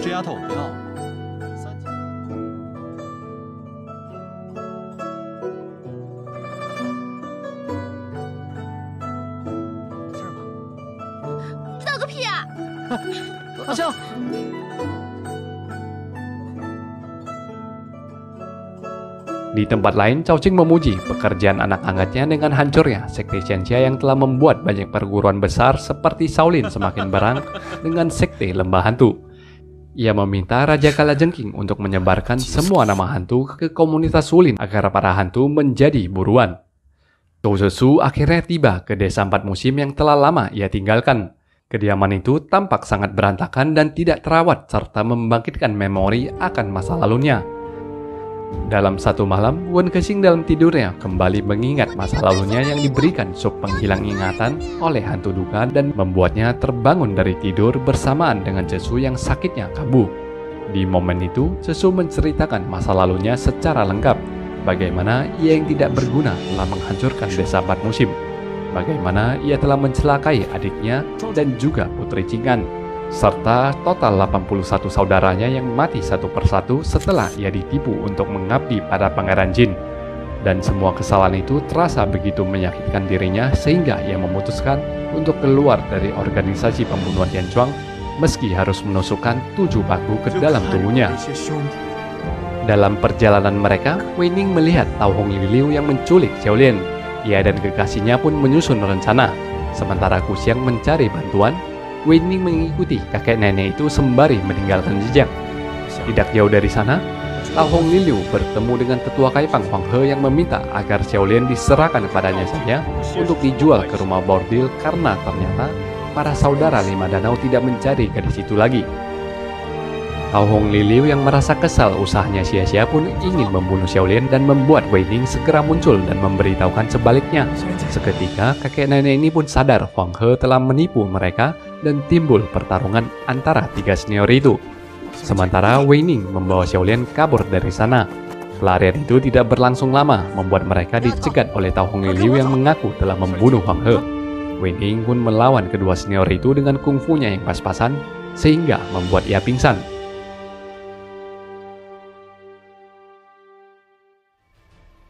Beruntung, Hu Xiang telah tiba membawa Shen Shen yang langsung mencabut pedangnya. Dalam duel tersebut, Shen Shen berhasil melukai Liliu dan membuat kedua senior ini pasrah akan nyawanya di hadapan ketua takusan ini. Xiaolian segera mencegah pamannya untuk tidak membunuh kakek nenek ini yang selalu menyalahkan 5 aliansi danau atas kematian anak mereka dalam pertarungan di Gunung Qingya 20 tahun yang lalu. Shen Shen pada akhirnya melepaskan Tao Hong Liliu yang berjanji untuk mengundurkan diri dari dunia persilatan setelah itu. Sementara itu, Wei Ning masih belum bisa sadarkan diri dan Hu Xiang memohon kepada Shen Shen untuk tidak pernah memberitahukan jati dirinya kepada Wei Ning setelah membunuhnya. Ternyata saat Hu Xiang mencari Shen Shen, ia telah memberitahukan jati dirinya sebagai hantu ungu. Xiaolian yang kaget mengetahui identitas Hu Xiang memohon sang paman untuk tidak membunuh gadis yang ia tahu tidak seperti hantu lainnya, dan Shen Shen membawa Xiaolian meninggalkan mereka. Di desa 4 musim, Sesu mendapatkan pesan dari seseorang yang mengaku disuruh Ye Pai. Mereka kemudian mendatangi tempat yang dimaksud, namun Ye Pai ternyata sudah pergi dari sana dan meninggalkan sepucuk surat. Sesu membuka surat itu yang berisi pesan makian. Pekerja di sana menjelaskan, Ye Pai dalam usahanya mencari jasa pengobatan mengetahui masa lalu Sesu yang berhubungan dengan penyihir sehingga Dewa Pedang itu pun marah dan pergi. Akan tetapi berita baiknya penyihir yang dimaksud ini adalah kenalan Sesu yang sedang melakukan perjalanannya ke sini untuk mengobatinya. Wan Kexing pun menggunakan kesempatan itu pergi ke Gunung Qingya, markas lembah hantu. Para hantu pengabdi di sana memberikan sebuah buku berisikan daftar semua anggota lembah hantu yang telah disebarkan dengan gambar setiap anggota, termasuk gambar sang ketua.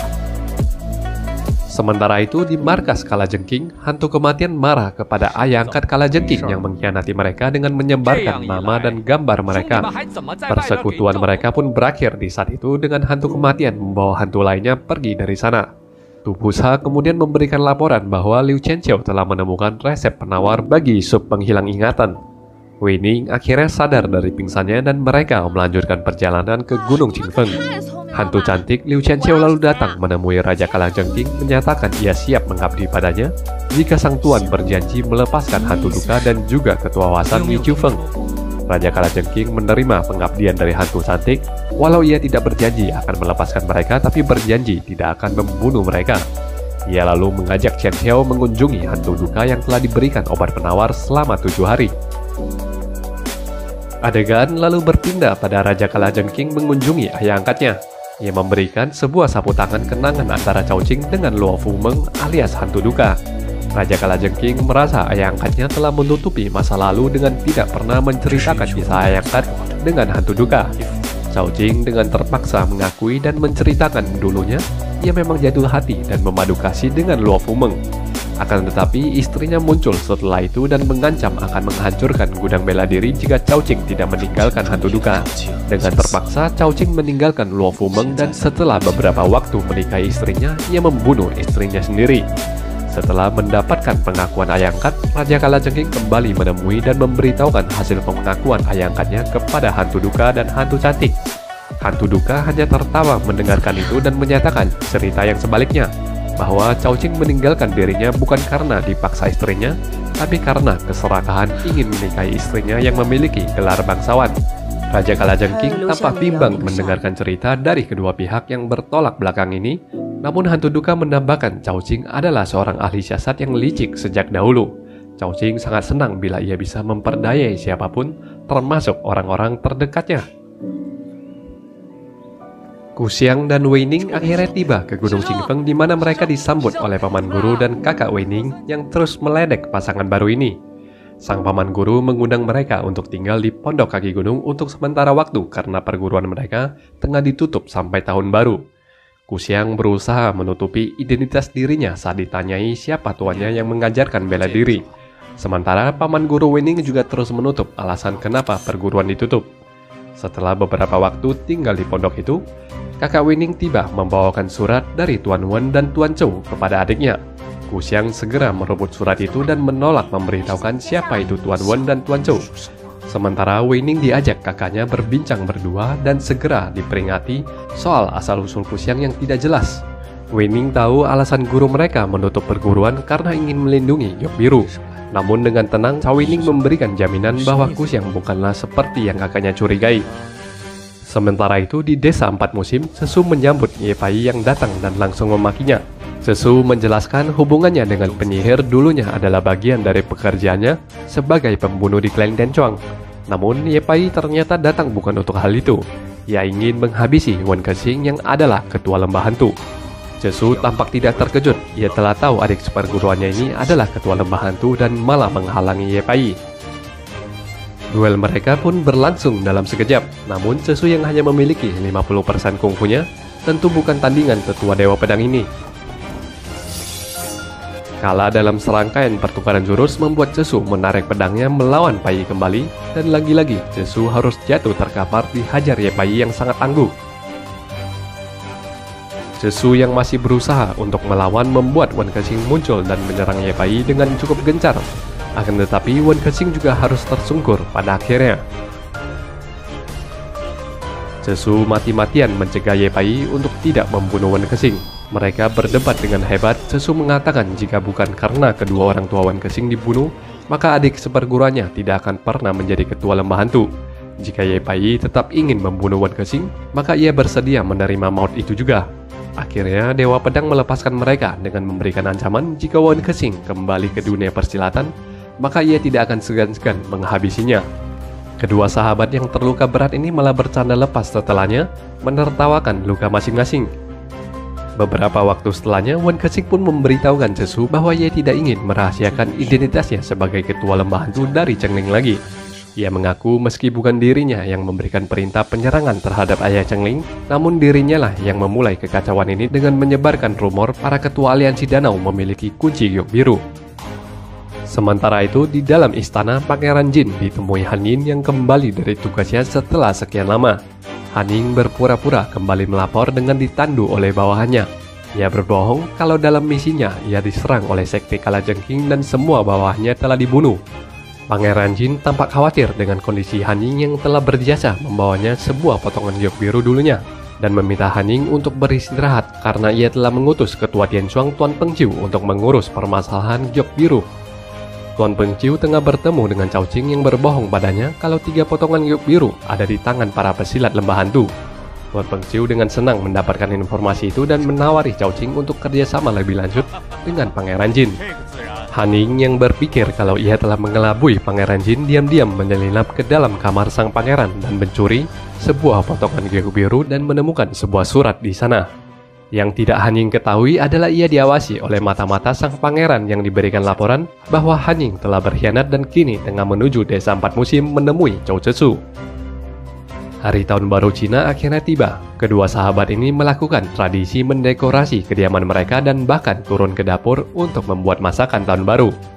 Kekonyolan pun muncul saat Chengling diminta untuk menyembelih ayam untuk dijadikan makanan. Lelaki itu lari saat pisau dapurnya meleset dan berteriak-teriak dikejar oleh ayam betina yang melompat-lompat. Suasana tahun baru terjadi di semua daerah. Untuk yang pertama kalinya, Kusiang merasakan hidupnya bersama manusia normal dan merasa tersentuh dengan suasana hangat yang ditawarkan keluarga kekasihnya. Sementara, Cao Qing yang tidak memiliki relasi keluarga yang bisa berkumpul dengannya, minum sendirian hingga mabuk dan mengumpat-kumpat di hadapan altar para saudaranya dan bahkan membanting altar Rongxuan serta meneruskan makiannya. Anak angkatnya yang melihat hal ini dan berusaha untuk menenangkan sang ayah juga diusir.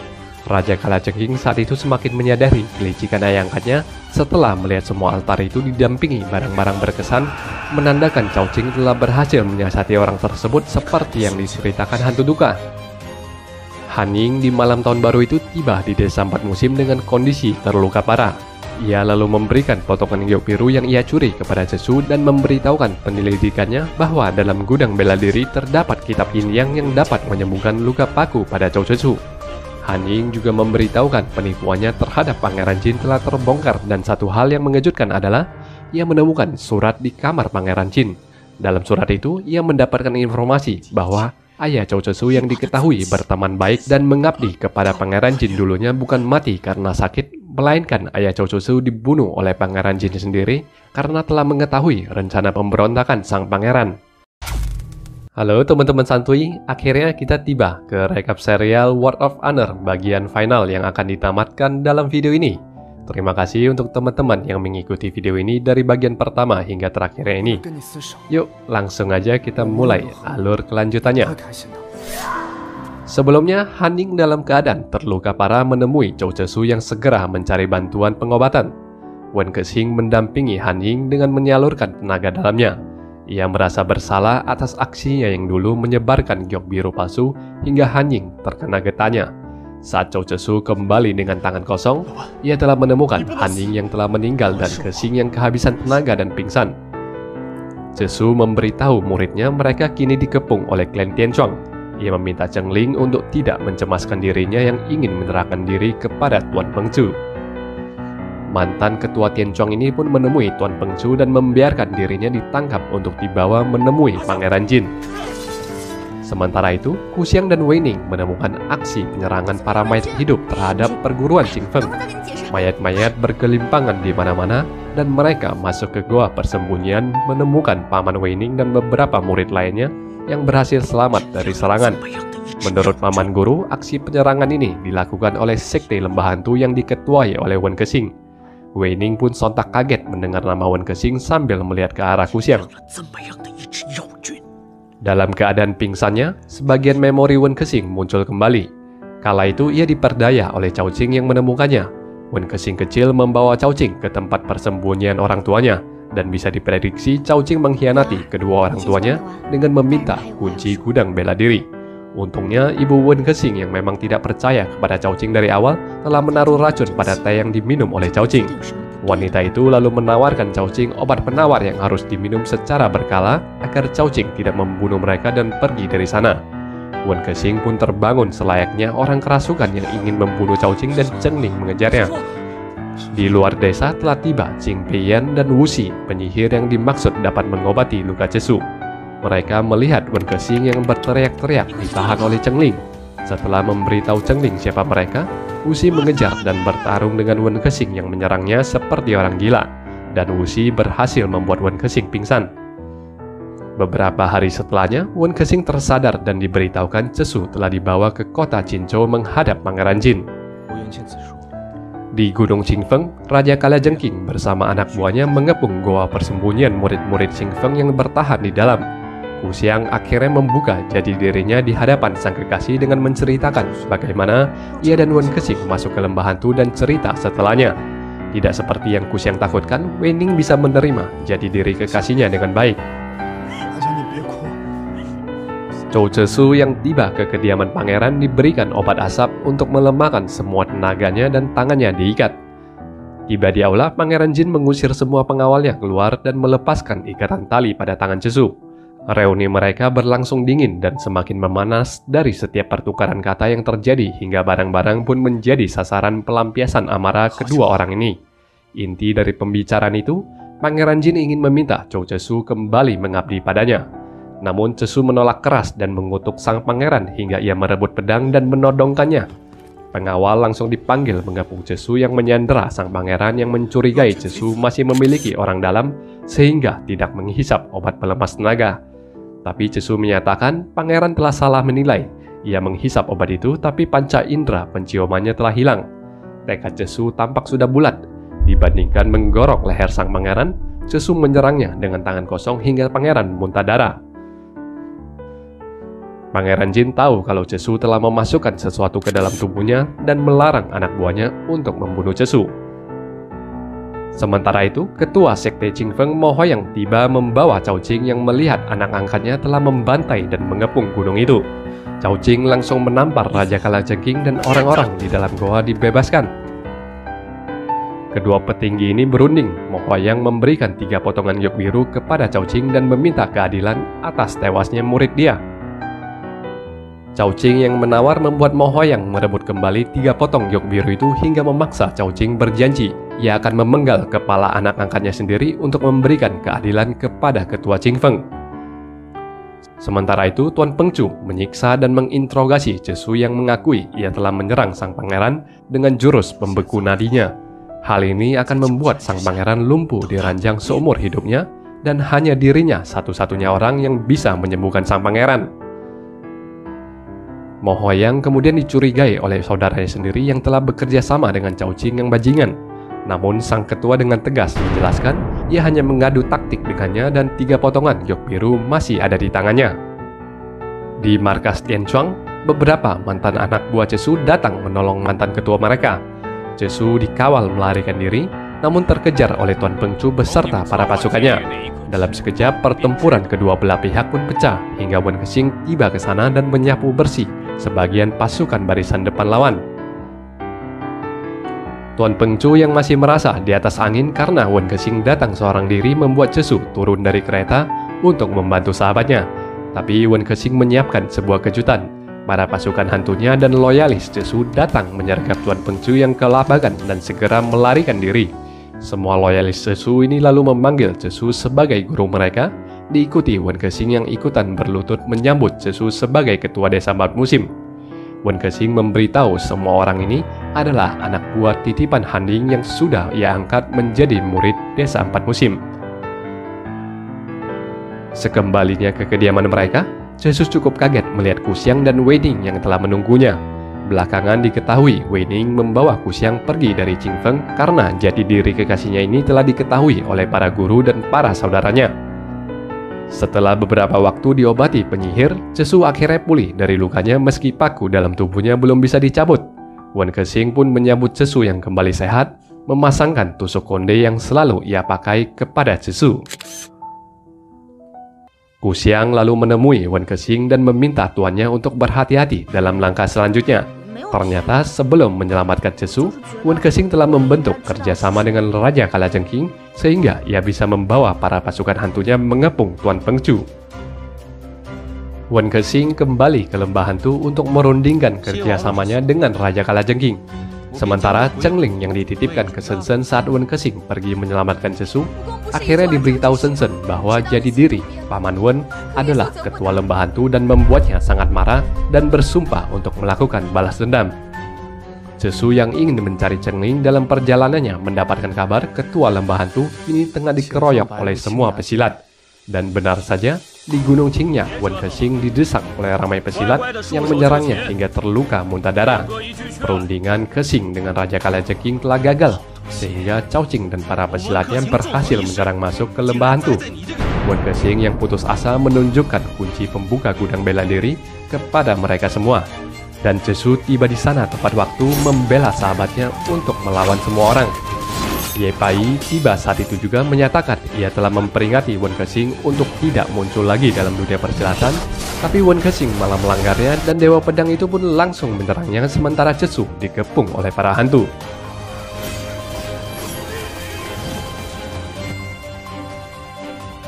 Di tengah pertempuran itu, Cheng Ling yang ingin membalas dendam maju ke garis depan menembakkan senjata rahasianya ke Wen Kexing yang langsung terjatuh ke jurang.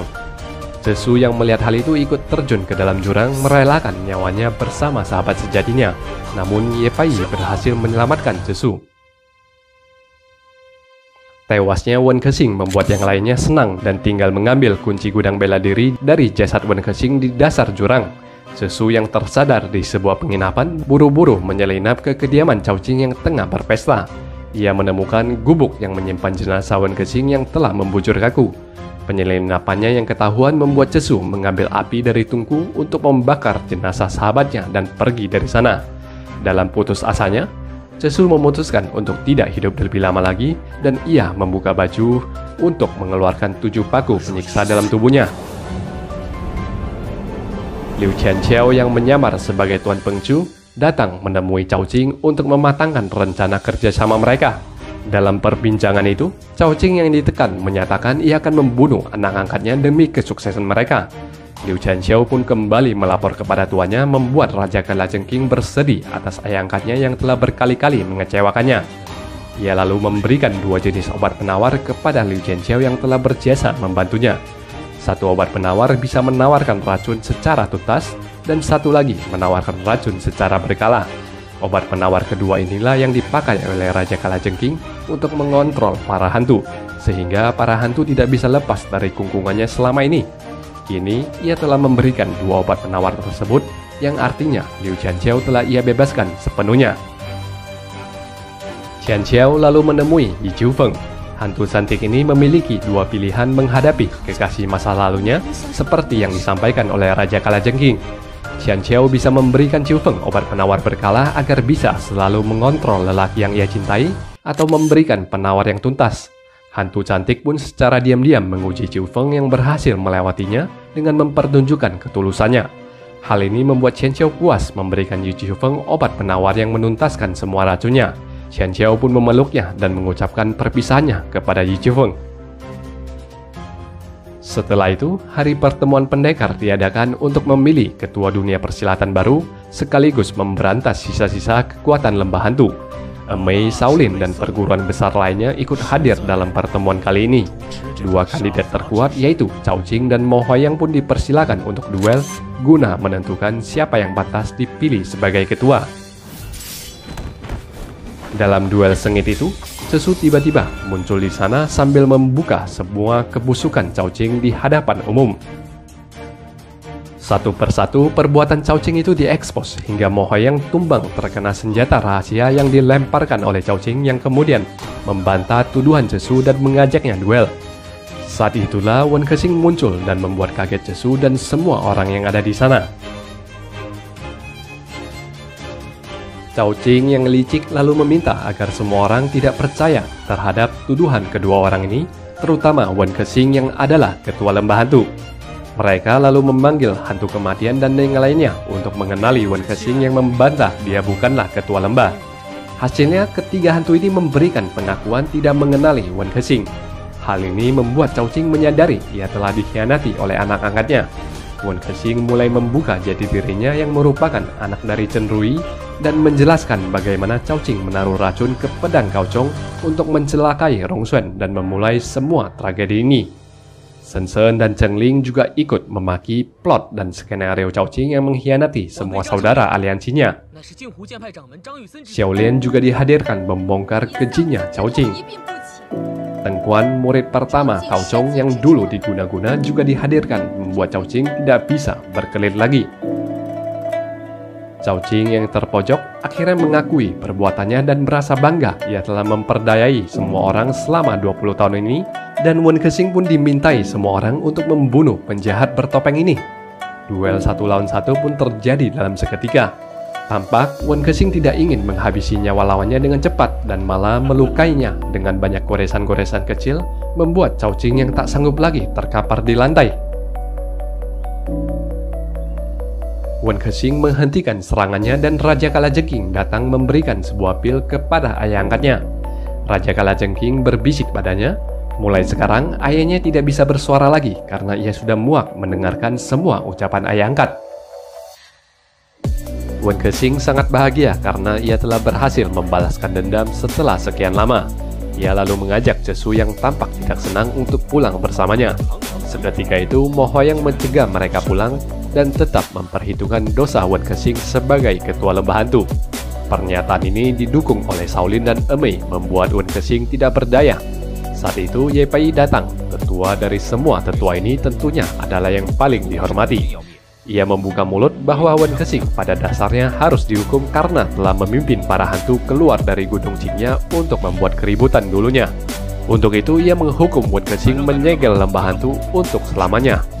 Tidak ada yang berani menantang arahan Dewa Pedang itu dan pertemuan tersebut pun dibubarkan.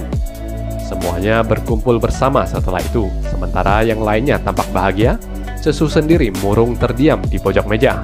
Ia bersedih karena ia telah mencabut 7 paku dalam tubuhnya sehingga nyawanya akan tamat dalam waktu dekat. Wen Kexing menceritakan semua skenario yang ia lakukan untuk memalsukan kematiannya. Pertama-tama, ia dan Raja Kalajengking berhasil menjalin kerjasama untuk menjebak Cao Qing. Langkah kedua, Wen Kexing pergi menemui Cheng Ling dan Sun Sen mengakui jati dirinya, sehingga Cheng Ling memaafkannya dan hasilnya Cheng Ling terlihat sebagai orang yang membunuh Wen Kexing. Hasil dari perjanjian Wen Kexing dengan Raja Kalajengking adalah Cao Qing tidak boleh dibunuh. Untuk itu, Cao Qing hanya dibuat cacat oleh Wen Kexing. Sementara itu, Raja Kalajengking menumpahkan semua kekecewaan yang ia pendam dalam hatinya kepada ayah angkat yang kini tidak bisa bersuara. Ia kecewa karena tidak mendapatkan pengakuan akan semua prestasi yang ia torehkan.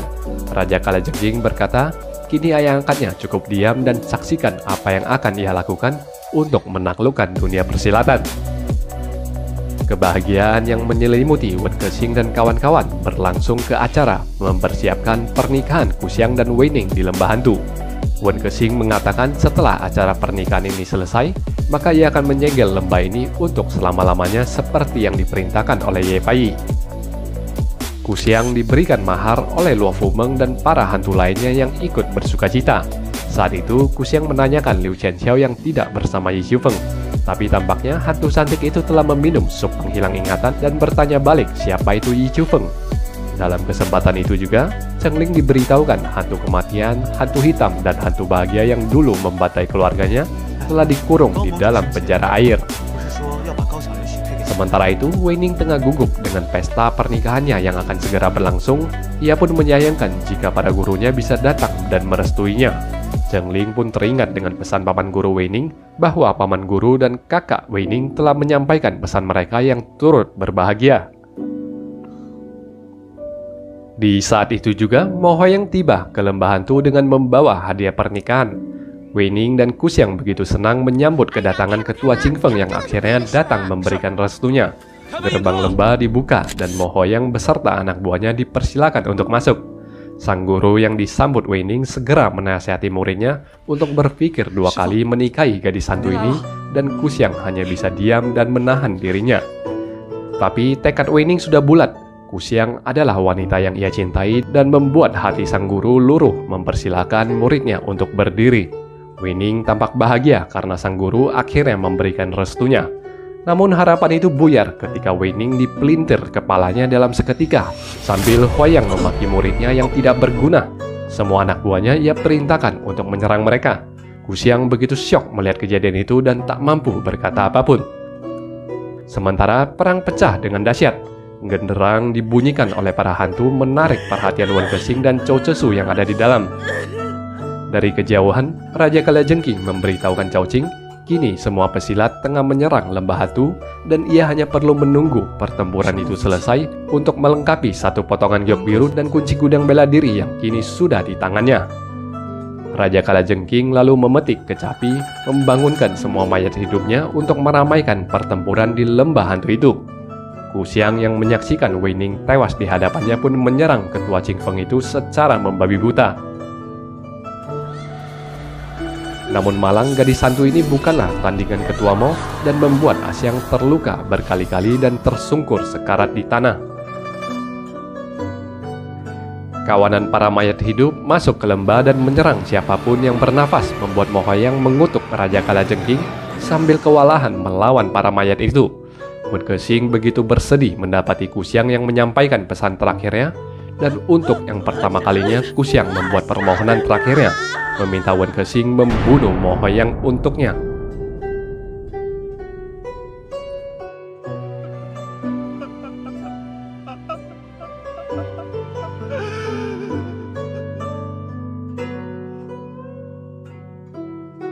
Sementara pertempuran masih terjadi dengan kacau, Zhisu sibuk dengan para lawannya. Yi Xiufeng yang ada di sisi penyerang bertemu dengan Liu Qianxiao yang tidak mengenalinya dan langsung membunuh ketua Hasan itu. Hantu cantik juga tewas setelah itu.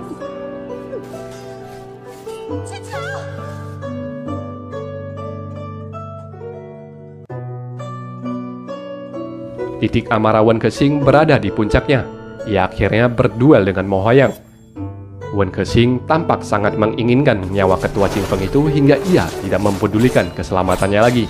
Ia menerima tusukan pedang lawannya demi melancarkan serangan tapak yang membuat Mo Huayang muntah darah. Serangan lanjutannya membuat lawannya buta. Wen Kexing mencabut pedang yang tertusuk di tubuhnya dan membenamkan mata pedang itu kepada Mo Huayang.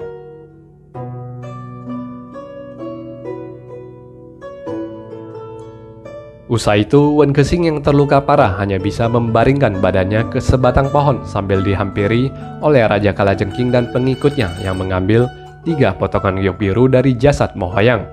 Wen Kexing hampir dihabisi saat itu juga jika Cesu tidak muncul tepat waktu mengusir Raja Kalajengking dan pasukannya untuk mundur. Wen Kexing yang tak sadarkan diri dirawat di desa 4 musim. Ku Xiang dan Wei Ning dimakamkan bersama. Cesu memerintahkan untuk menuliskan nisan kedua orang itu sebagai suami istri meski mereka belum sempat melangsungkan pernikahan. Saat itu juga, penyihir mulai menyadari Cesu telah melepaskan 7 paku dalam tubuhnya, yang artinya hanya ada kematian bagi Cesu yang memang ingin mengakhiri hidupnya dengan menuju gudang bela diri yang akan segera dibuka. Cesu menjelaskan kerjasama antara klan Tianchuang dan Kalajengking untuk mendukung pemberontakan Pangeran Jin adalah sesuatu yang sudah lama ingin ia hentikan. Untuk itu, ia ingin pergi ke gudang bela diri menghabisi Pangeran Jin di sana. Selain itu, di gudang bela diri juga memiliki kitab Yin Yang yang dipercaya dapat menyembuhkan luka Wen Kexing. Sang guru lalu mengucapkan perpisahannya kepada Cheng Ling yang tidak rela.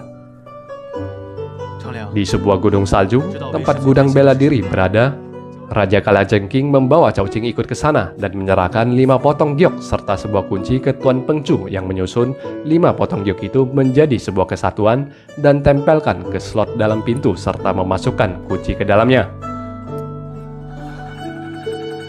Akan tetapi, gudang bela diri itu tidak terbuka dan membuat mereka menyadari kunci tersebut adalah palsu disertai oleh Cao Cesu yang tiba-tiba muncul dan langsung menghabisi Tuan Pengcu dengan 1 kali sabetan pedangnya.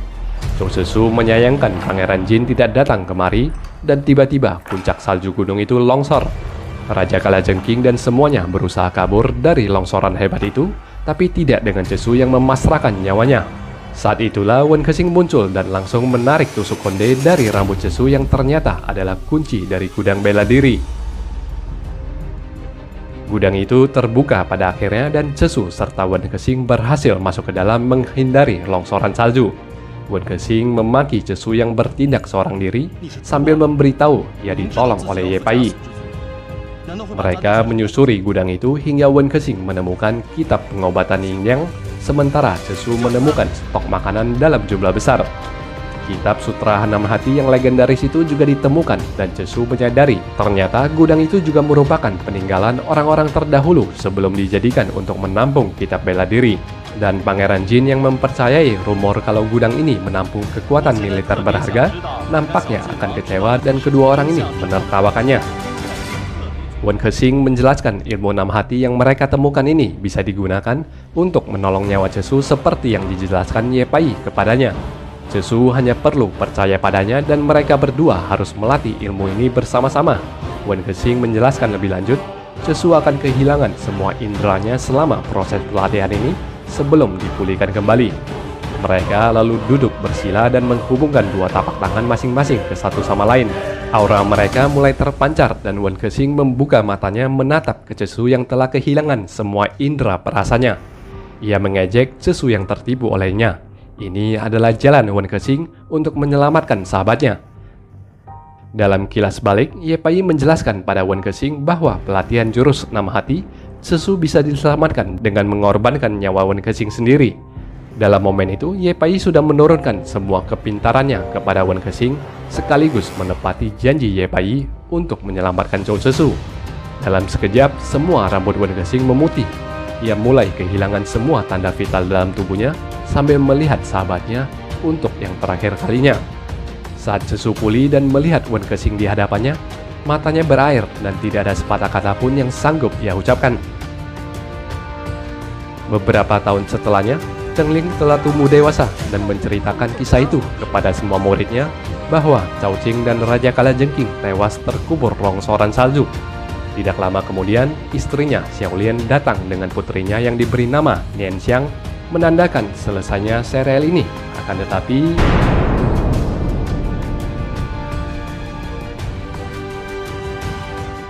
Selain 36 episode, serial ini masih memiliki satu episode bonus yang tidak diketahui oleh sebagian orang. Dalam bonus episode ini diperlihatkan anak dari Tengkuan tengah melatih pedang. Anak kecil itu lalu melihat ke atas gunung salju di mana Cesu dan Wen Kexing bertarung di bawah pancaran sinar matahari. Anak kecil itu tidak mau beranjak dari sana hingga dibujuk oleh sang ayah yang mengatakan kedua dewa itu telah bertarung di sana selama bertahun-tahun. Dan inilah ending yang sebenarnya. Jurus 6 hati yang luar biasa akan membuat seseorang bisa hidup awet muda dan panjang umur seperti Ye Pai. Saat Ye Pai menurunkan kepintarannya kepada Wen Kexing, terlihat kalau rambut Ye Pai sudah mulai memutih dan kehilangan hidup abadinya. Ye Pai pada dasarnya mendapatkan kekuatan itu dari ketua lembah hantu pertama. Ye Pai yang menyerahkan kekuatannya kepada Wen Kexing untuk mengobati Cesu adalah bagian dari janji yang telah ia buat dan tepati. Dalam skenario-nya, memang seharusnya Wen Kexing tewas saat memberikan ilmu itu kepada Zhou Cesu. Tapi ingat, mereka telah menemukan kitab Yin Yang sebelumnya, sehingga nyawa Wen Kexing bisa diselamatkan.